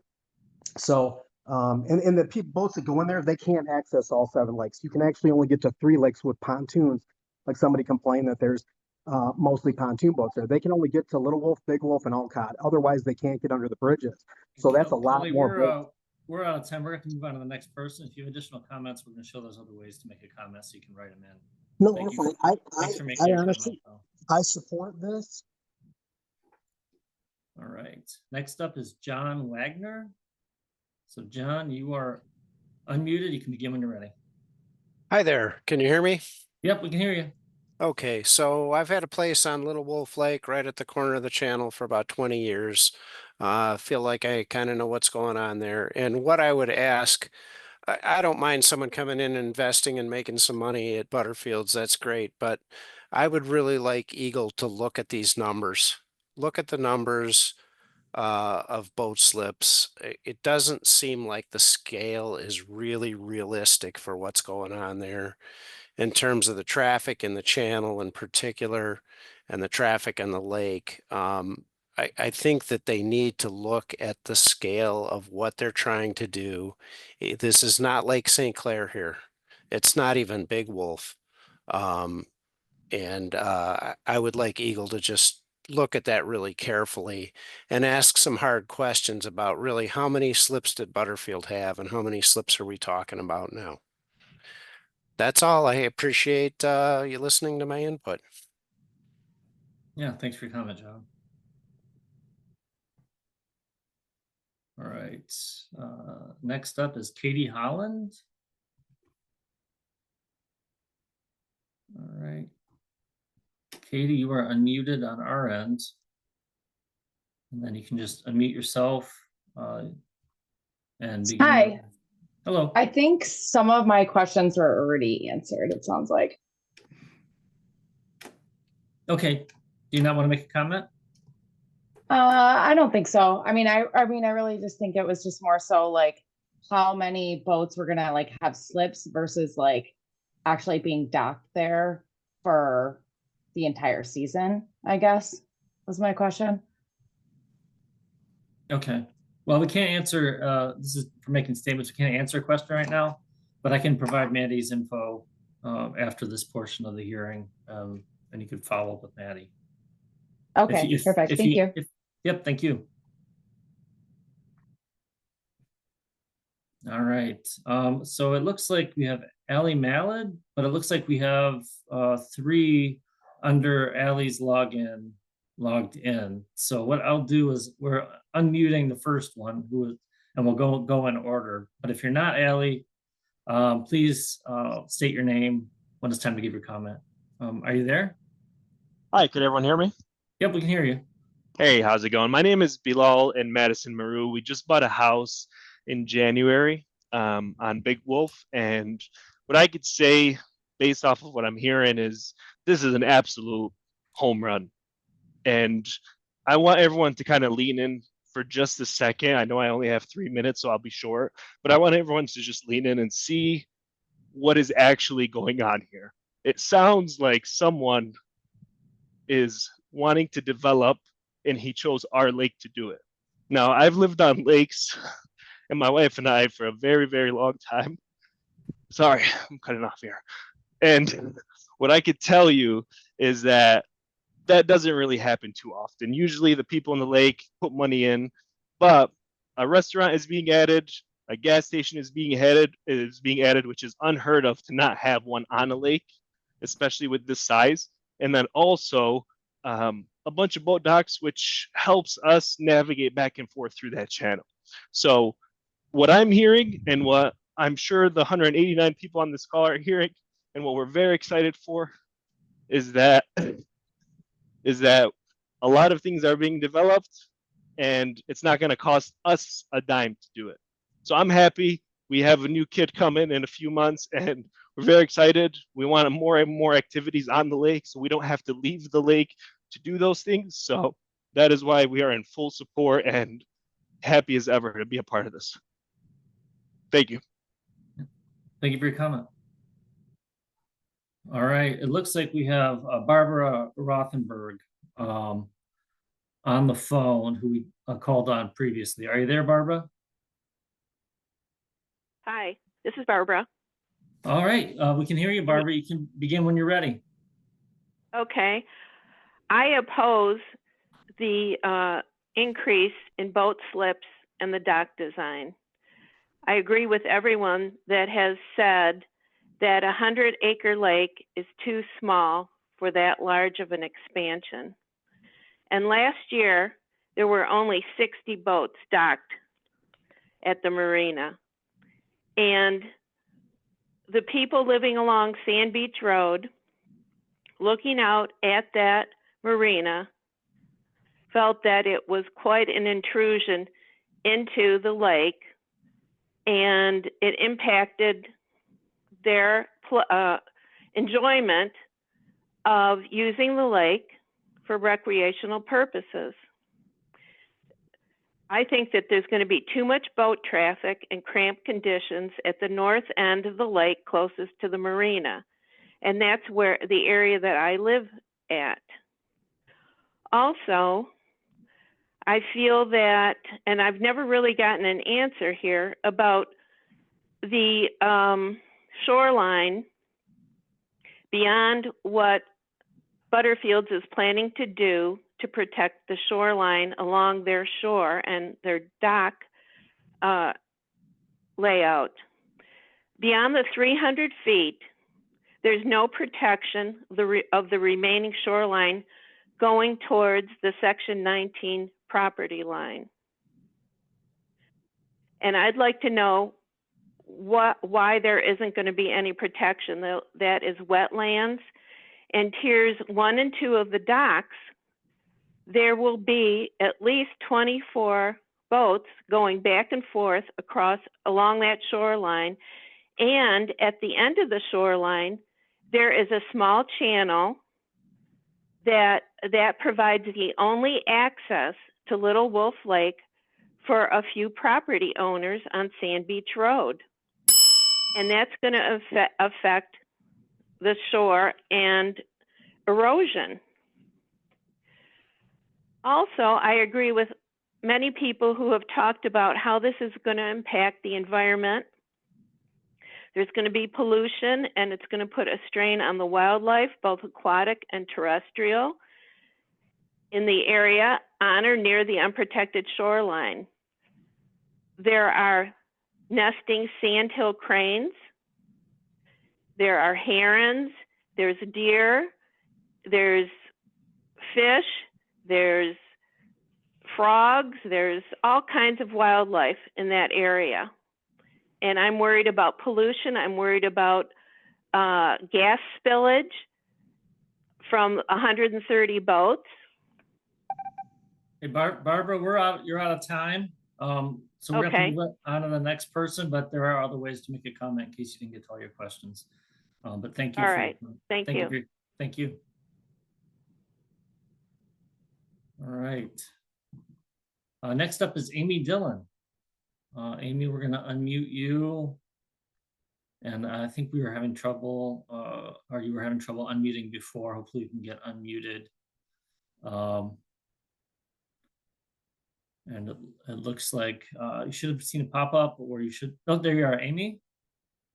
Hi, can you hear me? We can hear you. You can make your comment when you're ready. Okay, so we have been renting dock space for years. We enjoy Butterfields. We are for the expansion. My concern is that I am under the impression that the Jackson County Sheriff's Department used this launch primarily to go out to the lakes, to, go on the lakes, check boats, do rescues if needed, check boats for registrations if there's rescues that are needed. We go out on the lake yearly. We abide by the laws. We go out to the sandbar. We hang out there. We enjoy the lake. We have had no issues. And I think that the restaurant will be an added addition that the lake and the lake owners will enjoy. And that's just the comment that I wanted to make. That's it. All right. Well, thanks for making your comment, Amy. Thank you. All right. Next up is Mike Fakauri. Looks like you're unmuted on our end, Mike, and you can begin when you're ready. How are you? Good, good, thanks. You can begin your comment when you're ready. Thank you for giving me the opportunity to speak. I've been currently living on Big Wolf Lake since 2019, and prior to that, for about 8 years prior to that, I have been coming onto the lakes through friends and neighbors that live there that I know. And I'm in big support of this project for many reasons, because I've witnessed over the years many things happening, and everybody's worried about pollution, you know, and contamination from what is being proposed here. And I think it's the opposite. I see many people spilling fuel into the lake when they're pouring it in with their gas cans. And you have people on the sandbar that sometimes get water in their mouth. I have kids, and you know, you can see the fuel from people when they spill it floating in the water. So I think it's the opposite. Having a gas station on the lake would be much better for the lake and the environment, and for everybody using it. I don't think they're looking at the big picture here. As well as the added boat slips, I think will be a big help, because it'll lessen the traffic that we have at the boat launch. And it's a big big problem throughout the year, because if they have no boat slip, like there's many people that use those boat slips over the years, and a lot of people on that, you know, look for boat slips. So what happens if they don't have them? They're continuously launching their boats. You have tons of traffic at the one boat launch. I've seen fights. You know, people start drinking and they're fighting there when they're launching their boats. It's been a big mess over the years. So I really think adding more boat slips would be a big positive for everyone. They just don't look, you know, they're not looking at the big picture here. Definitely having a restaurant would also be a plus. I think the whole picture, if everyone just really stopped and thought about it, it's going to be a big benefit for everyone, especially, you know, the ones that live on the lake. I think it's going to be much more convenient and better having a gas station there than lugging gas cans back and forth. And again, like I said, I continuously see people spilling fuel into the lake year after year, and there's really not much we can do to control it or stop it. And I think it's a big problem. So having a station will definitely help the whole lake as a whole. So this is, you know, what I think. I think everyone needs to put some thought into it and look at the benefits it's going to bring to them as a whole. And I think we'll definitely have a better environment, better community, and much better than having people keep launching their boats continuously. We need these extra slips. Thank you. I appreciate your time. Thank you, Mike. All right. Next up is Erica Kraft. All right, you are unmuted on our end, Erica.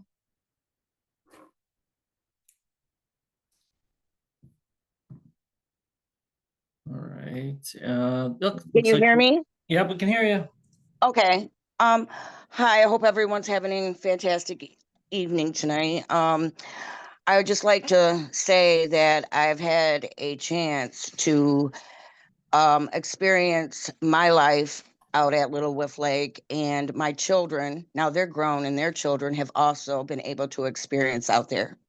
I am all for the proposal, due to the fact that I've been in situations and needing, you know, like you have your kids and you're out having family, not every, you know, sometimes you end up staying longer, and it's just convenient to be able to know that there's a restaurant right there that you can feed your kids.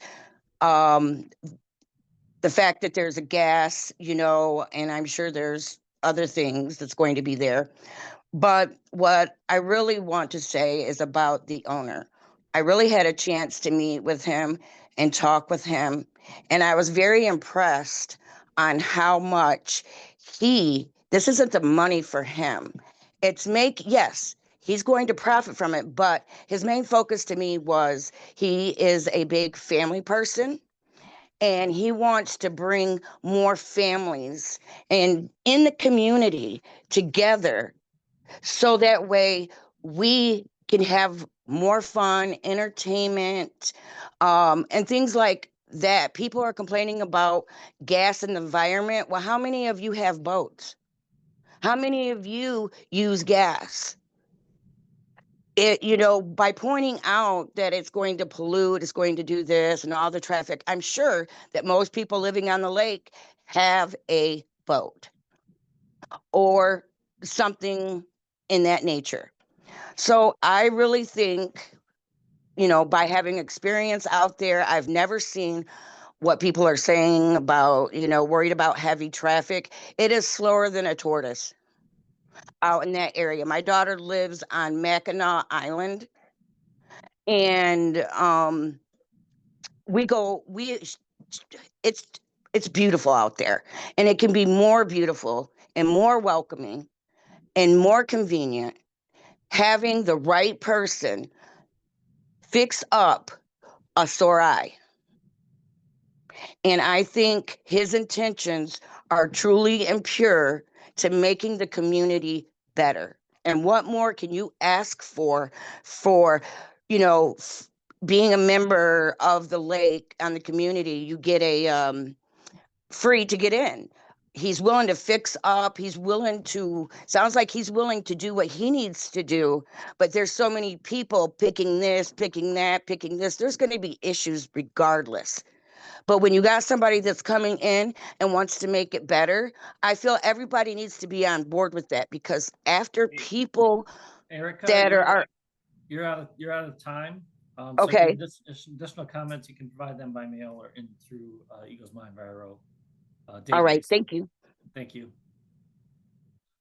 All right, looks like Rich, you have your hand raised. Before we unmute you, it's one comment per person, so we're not going to be able to take another comment or question unless you have someone else on the line who hasn't made a comment yet who'd like to make a comment. Are you there, Rich? Is someone else there? I'd like to make a comment, but I'm going to be less than a minute. Okay, yeah, I'm sorry, Rich. We'll provide the other ways to make a comment a little bit after this, but thank you.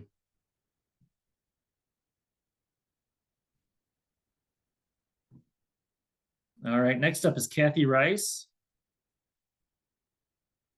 So Kathy, you are unmuted. Are you there? Hello. Hello. Hi. Actually, my name, there's feedback here. Hold just 1 second, please. Yeah, you can feedback. You might have to shut off if you have another device on. Okay. There you go.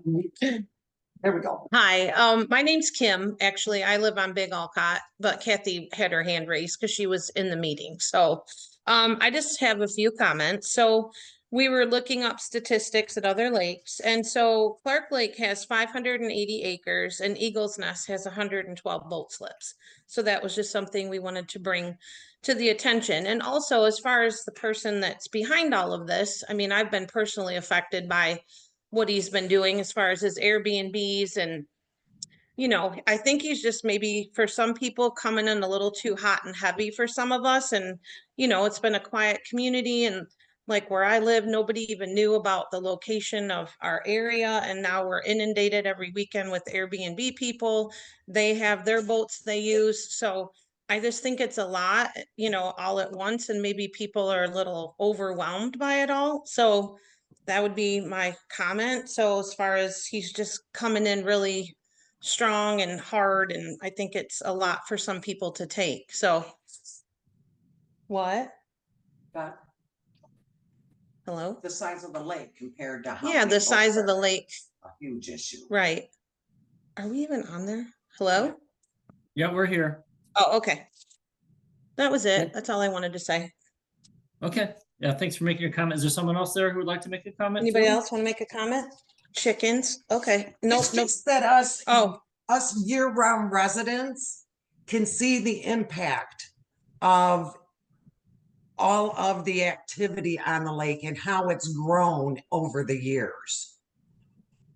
And are very concerned, like everyone else, with the ecosystem and the lake itself and the impact it has on the shorelines.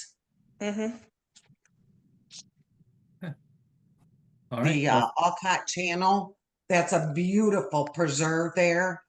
that it will be eroded away with as many boat slips as they're looking at. The restaurant, we're all about. That'll be fun. We welcome it. Moving the boat launch, more power to you. But it's just too many people on this size of lake.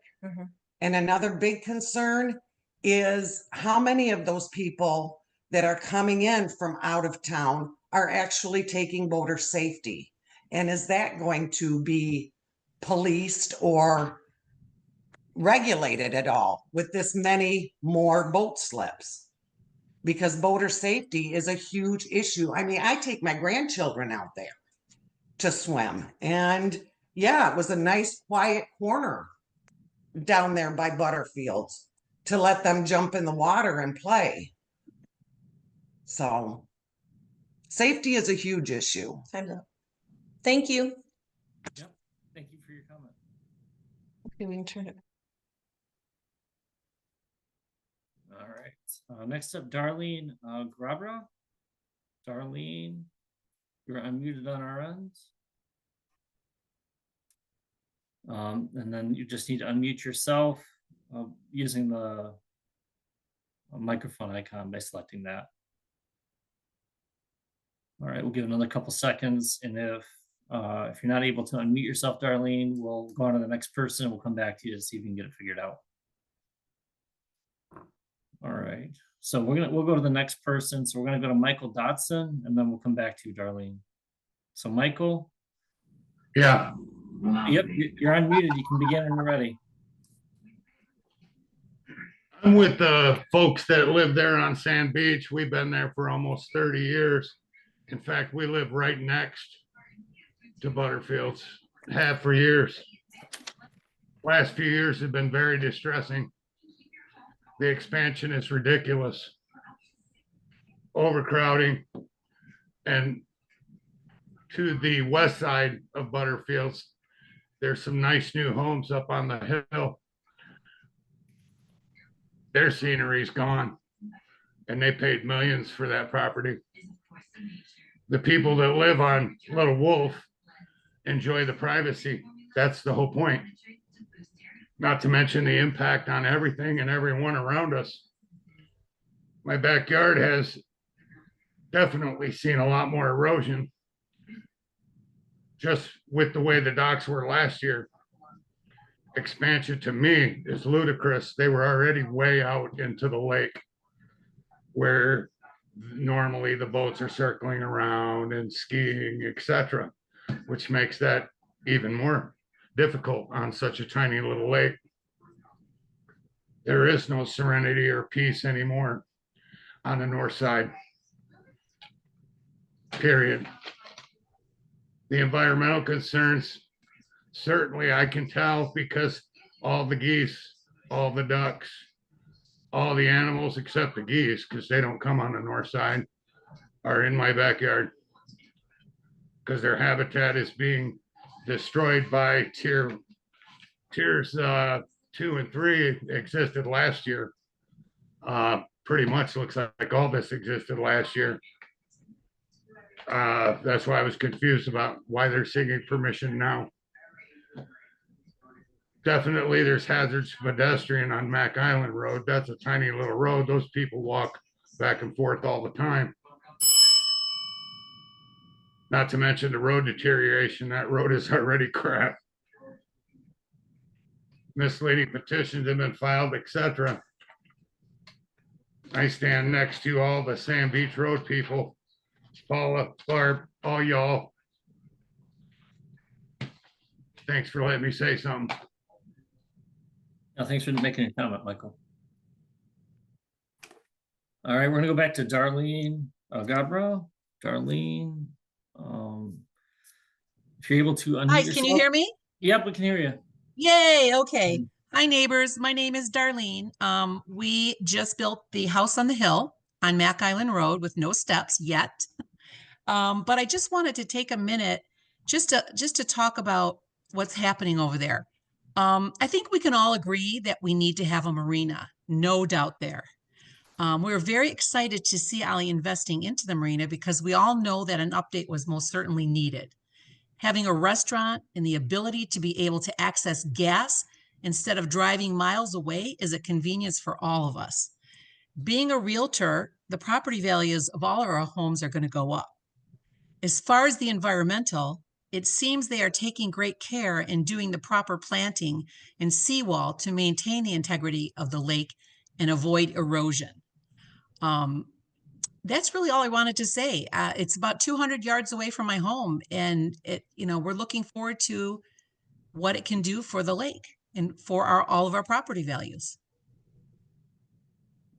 All right. Yeah, thanks for your comments, Darlene. Thank you. All right, next up, Kathleen Honeycutt. All right, looks like you're unmuted, Kathleen. You can begin when you're ready. Hi, this is Kathleen Honeycutt. Darlene, I'm your neighbor. I live about 500 yards from the marina. And my concern really is about the noise and the traffic coming and going down Mack Island Road. As one of the neighbors just indicated, that Mack Island, that road is really pretty crappy. You can't really miss a pothole. As it is, it's pretty much a one-lane road. So pedestrians really have a hard time with the traffic and with the cars and the boats coming and going down that road. I mean, as it is right now, I take my car in 4 times a year for realignment. And I just can't imagine 130 cars, trucks, and boat trailers coming up and down that road. I think it's too much. And unless, since Ollie is making all of these investments, maybe he would like to invest in making improvements to the road so cars could come and go more easily.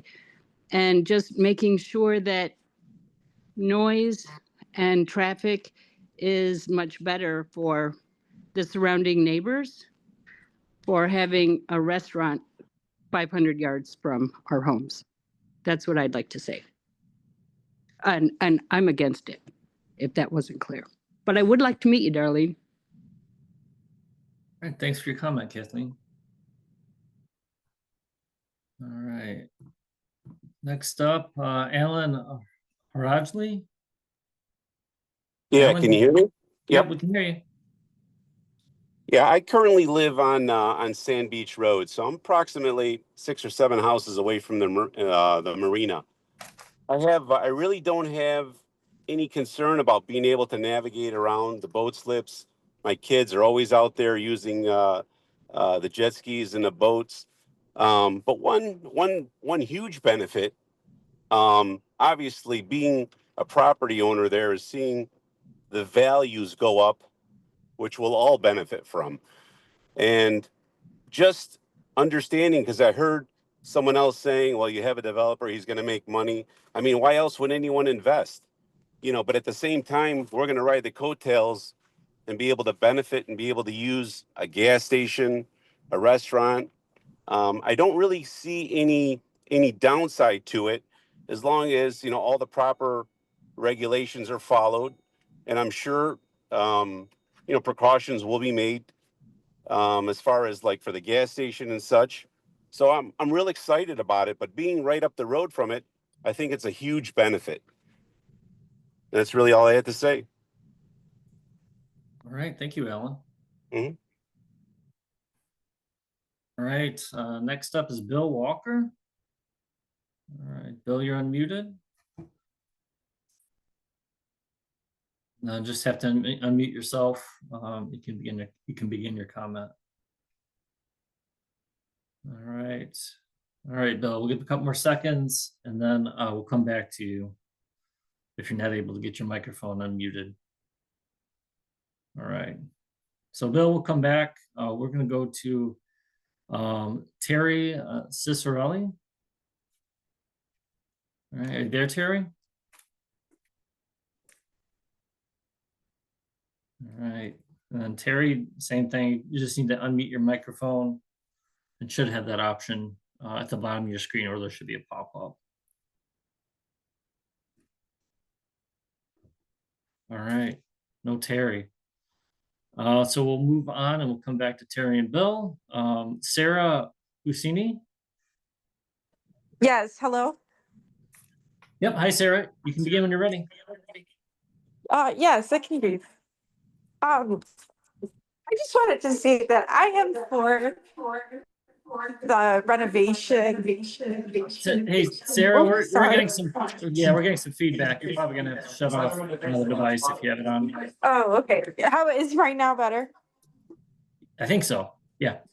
Okay, so yeah, we've been on the lake for about 10 years, and we're just excited to see the new gas station and restaurant. We think that that's going to be really beneficial for it. So I just wanted to say that.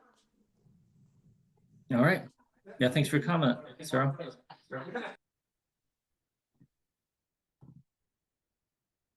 All right, we're going to go back to Terry and Bill. So Bill, I guess we'll start with and see if you're able to get your microphone unmuted, or if you're there.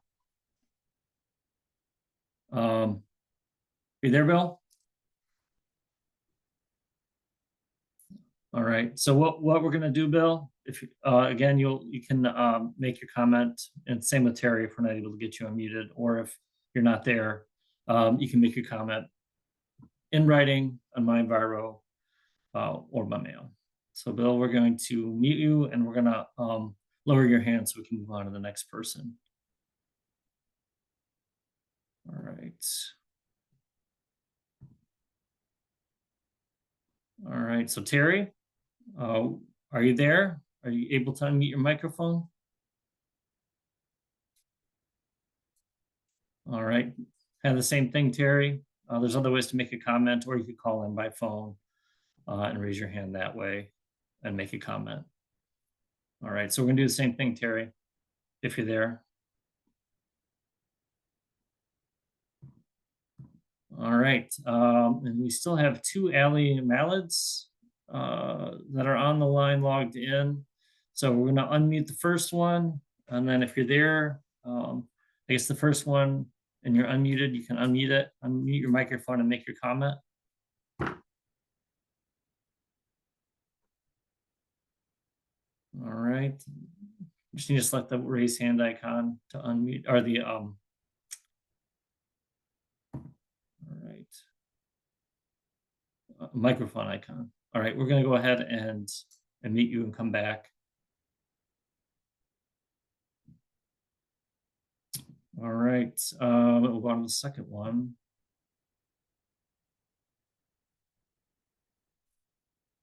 All right, Allie, are you there, or you want to make a comment? Just click the microphone icon. All right, we're gonna go ahead and unmute you and lower your hands. I'm wondering if it's been so long that some people have walked from the computers or stepping away for a minute. All right, we're gonna go ahead and I guess mute both of the Allie Mallads and lower your hands. And if somebody who we just were not able to take comments from has to make a comment, raise your hand again if you're there and you're able to get your microphone working. All right. All right.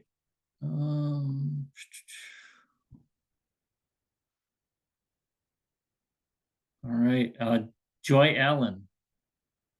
I'll move on to Joy. Are you there, Joy? Yes, I'm here. All right. You can begin when you're ready. Yes, my name is Joy Allen, and I am in favor of the proposed idea. My dad was actually the previous owner of Butterfield Landing, and my grandpa before him. So the marina is someplace that I grew up, and I am very familiar with it. And my husband is now currently helping to run the marina. So I just wanted to make a comment and say that this is not just some guy coming in trying to make a bunch of money. My husband has worked with my dad the past I don't know, 7 years at the marina. If you've been there, you know my husband. He's he's a really great guy, and he is working with another great guy, Allie, and they are doing so many great things to expand the business. We had over 80 dock spaces last year. We are looking to add 45 more. That's not doubling. Part of those are going to be for the restaurant that he's going to add and the gas that he's adding. Both of those things are going to make the environment in the lake a much better place to live. He's going to be adding more business, so he's adding more jobs to our local community. If you don't approve this and there is no more boat launch there, I feel like that's going to be a really bad thing for the lake. Bellemere Court cannot support the amount of people that need to get to the boat launch. Not only that, but I feel like the past couple of years since it has changed from my dad to the new owner, that it's actually been a little bit more of a private area, and it hasn't had as much public going in and out through the boat launch. So I feel like the traffic has actually slowed down. I remember being there as a kid, and there was just hundreds and hundreds of cars there for the special holidays and stuff, and so much traffic. And that has not been an issue the past couple of years since it has changed hands. I also just think that it would be great to keep a marina open, and I just fear that if he did close it, you know, if he couldn't get the 60, and that would be really sad. Thank you. Thank you for your comment.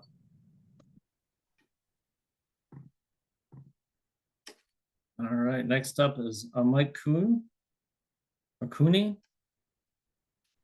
You there, Mike? Mike, it looks like you're unmuted, but we can't hear you. So I'm not sure if you have more than one microphone or it's a microphone setting. You may have to go into your settings to adjust your microphone or your volume. All right, you there, Mike? All right, Mike, what we'll do is we'll come back to you since we can't hear you and it looks like you're unmuted. So it's probably a setting that you'll need to take a look at. So Mike, we're gonna go next to Kurt Morocco, and then we'll come back to Mike. Yep, can you hear me all right? Yeah, we can hear you, Kurt. All right, I just got a question, and I'm not gonna say whether I'm for or against it or anything like that, but I know there's about 7 acres over there. It appears probably close to 4 is all wetlands, and I could be wrong on that. You know, just kind of looking at an overview, and I hear restaurants going in there, gas is going in there, and then you're talking about all the boats and traffic, if you will. I won't call it traffic, but parking in general. And I'm just wondering if it sounds like this is what this meeting's about. Can that sustain all those things? I'm not sure if it's a sit-down restaurant, a takeout only. So my question to EGLE is, can it sustain that in that small of an area? That's it. All right. Thanks for your comment, Kurt. Hey, thank you. Have a great one. You too. All right, Mike, we're going to unmute you again on RN Mike Cooney. All right, Mike, you're unmuted here. If you're able to unmute yourself, you'll be able to make your statement. If you're still having issues, you could call in by phone, or you could, again, write in your comment through My Enviro or by mail. And it looks like you're still muted, so we're gonna have to move on, Mike.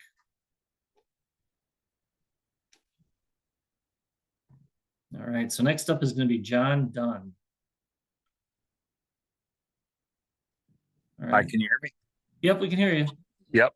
Yeah. So my wife and I have a cottage on Lakeview, and we're always out, you know, fishing on our wave runners and boats. And I just think it'd be a good asset to the lake and the community to have the restaurant and the ability to you know, entertain company and just, you know, have something different for the community. So just wanted to say we're all for it. All right, thank you, John. All right. Looks like we have someone else logged in as Allie Mallad. We're going to unmute you. And then if you want to make a comment, you can unmute yourself and make your comment. If not, Go. Oh, are you there? Hello? Hello. Hello, we can hear you. Do you have a comment? Yes, hi. My name is Sam Miller. I live on Little Wolf Lake. I've been there for roughly 13, 14 years, and I'm definitely for this project. It would enhance our lake tremendously. As we all know, who have lived in the area, the Butterfield has been on the decline probably ever since I've moved in. The only time it's really, really busy on that lake is 4th of July, and that was especially when we used to have the fireworks. Once those ended, and maybe even just after COVID, the lake traffic has declined considerably. I'm on my lake every weekend. I see it, I live it. So as far as people saying it's going to increase the traffic tremendously, that's just not accurate. Number two, the misconception is that he's adding 130, 140 spaces, slips. It's really only 40 slips, and the majority are going to be for, hopefully, restaurant, if that ever occurs. But irregardless of whether that happens or not, we do need a marina. Now, when Butterfield was there, it was and it still is a public launch. There was no moratorium as far as how many boats can come on and go for the day. I didn't hear anybody complaining about that, about the environment at that point. So right now, what Mr. Mallad can do is limit access to the lake, work with the community. So that being said, I see no problem whatsoever doing this enhanced marina, and I look forward to you guys approving this marina. Thank you. Thank you for your comment. All right, next up is Elizabeth Alexander. So Elizabeth, you are unmuted and can begin when you're ready. Hi, thank you for the opportunity. I just wanted to say that we have been running dock space from Butterfield since I was a little kid. I'm almost 50. And I think the customer service that we have experienced with the new owner has been exceptional. And it's a far cry from what it has been way back when the previous owners and then the son-in-law who acquired the business. Definitely far better. Tired of being berated by that individual, but I am excited about this opportunity to expand. I think it's a good idea. I think that it's going to be an unfortunate loss if the launch is like shut down permanently. That's just going to be a big setback for our community. Thank you. Yeah, thank you for your comment. All right, and Bill, it looks like you have your hand raised, and I think you've already made a comment, so we're not gonna be able to take a comment unless you have someone else on the line who would like to make a comment. So we'll unmute you and see if there's someone else there. Can you hear me? Yep. Have you made a comment yet?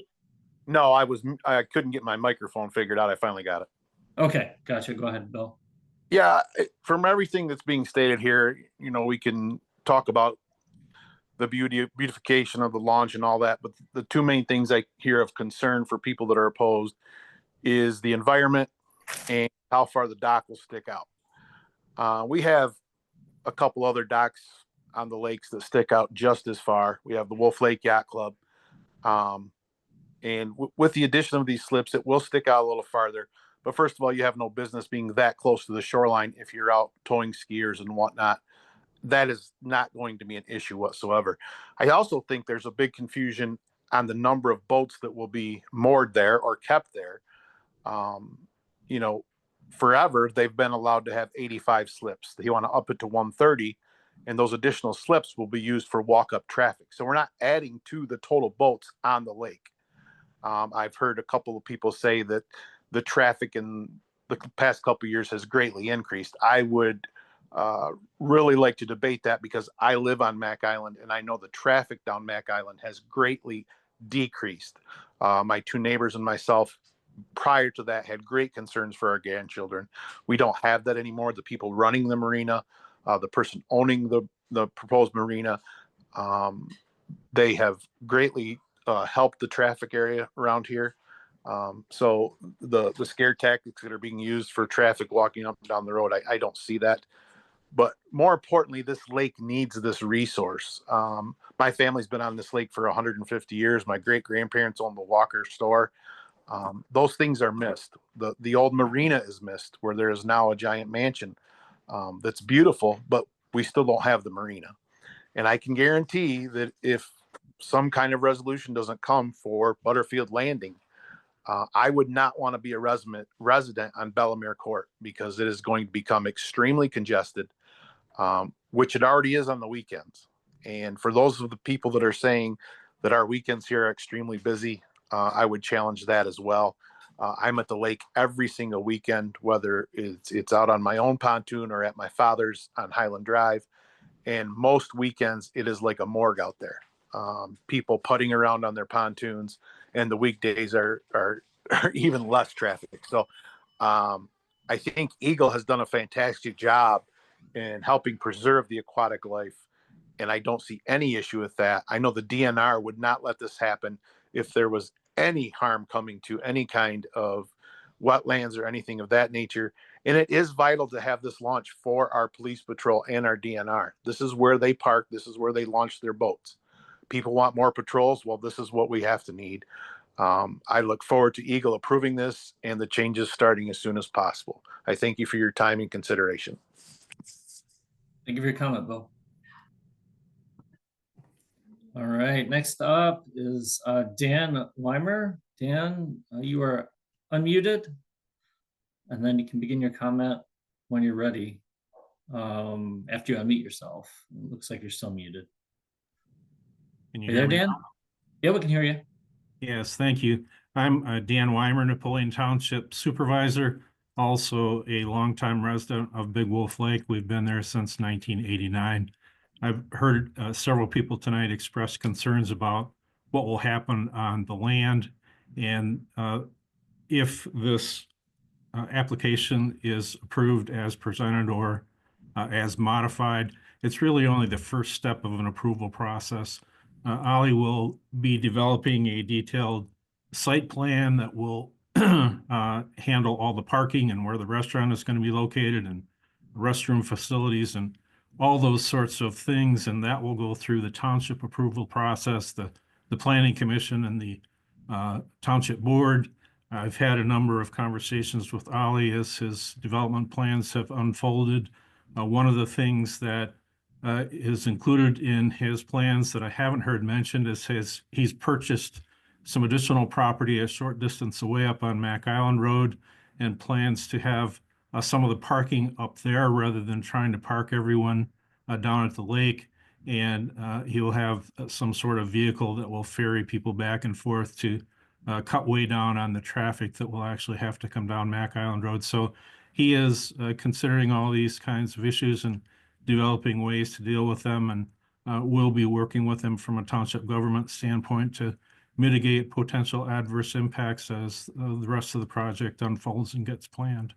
And by the way, I also have property that borders on the marina property, and I'm to the west along that side of Mack Island itself. All right, thank you for your comment, Dan. All right, next up is Bob Eaton. All right, Bob, you are unmuted on our end. So you're gonna unmute yourself when you're ready.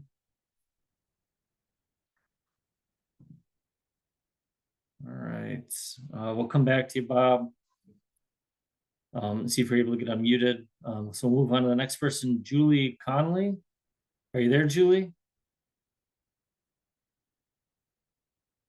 All right, Bob or Julie, you can unmute your microphone and begin your comment when you're ready.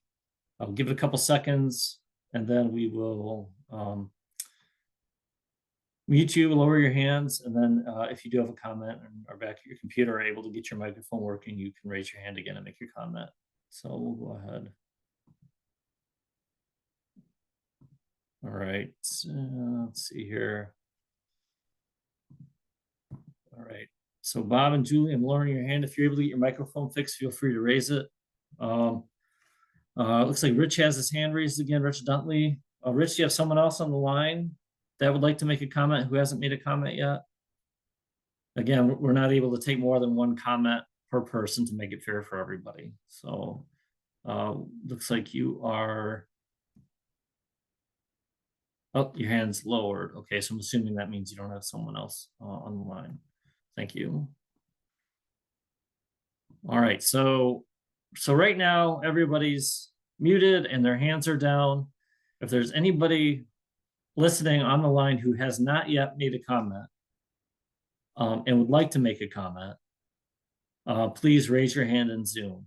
Again, it's one comment per person to make it even for everyone. So if you've already made a comment, you're not going to be able to make another one, but we will show those other ways to make a comment. If you're on the phone and you want to make a comment and haven't, you can select on your receiver the pound sign followed by 2, and that will raise your hand in Zoom. All right, so we'll give a couple more seconds in case there's someone who hasn't made a comment yet. And then what we'll do is next step in the process here will be close out this hearing part. We'll provide those other ways to make a comment in case you do have comments that you want to make and have not made them yet, or you ran out of time, or you want to add on to your comments. We'll provide that information. So I'm still not seeing any other raised hands. So Maddie, I'd like to invite you to read the closing statement. All right. Thank you for your comments and cooperation. We appreciate your interest in the proposed project and that you took the time to be here tonight.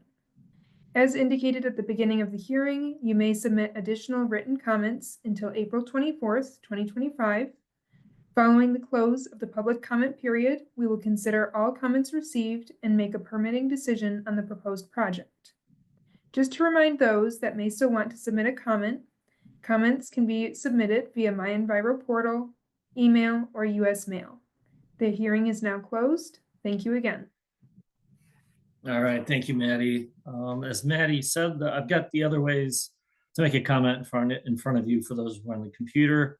It's submission submission number HQ3-8B2S-FMAYD. We just put the information in the chat, and you can make comments through MyEnviro at the link we just put in the chat at that submission number, or by mail. I'm going to read this aloud for the people who are calling in by phone to EGLE, Water Resources Division, Jackson District Office. That's P.O. Box 30458, Lansing, Michigan 48909-7958. The comment period is open until April 24th. That's for 10 days after today. All right, and if you have additional questions that you'd like to follow up with, you can contact Maddie Orler, and her phone number is 517-290-5575, or by email at orlerm@michigan.gov, and that's spelled ORLERM@MICHIGAN.gov. All right. Before we close, do you have any closing comments for us tonight, Jeff? Thanks, Ryan. Yeah, I just want to thank everybody for attending tonight. This was probably one of the larger hearings we've had in a while, and I really like to see it, having a lot of people come out, express their views and opinions. We really do appreciate you guys giving us comments. We're going to take what we've heard tonight and definitely incorporate that into our review. Do want to stress again, we have not made any decisions on this application at this time, but we really do value you taking your time out and expressing your views on this project. So thank you again, and I hope you all have a great night. All right, thank you, Jeff and Maddie, for all of you on the line. Last thing I'll just end with, just a reminder that this hearing was recorded. It'll be on our YouTube channel in a couple days, so you'll be able to find it there in case you want to watch it again and share it. And I hope you all have a great rest of your evening. So thanks again for being part of this process. We'll see you at the next one. Thanks.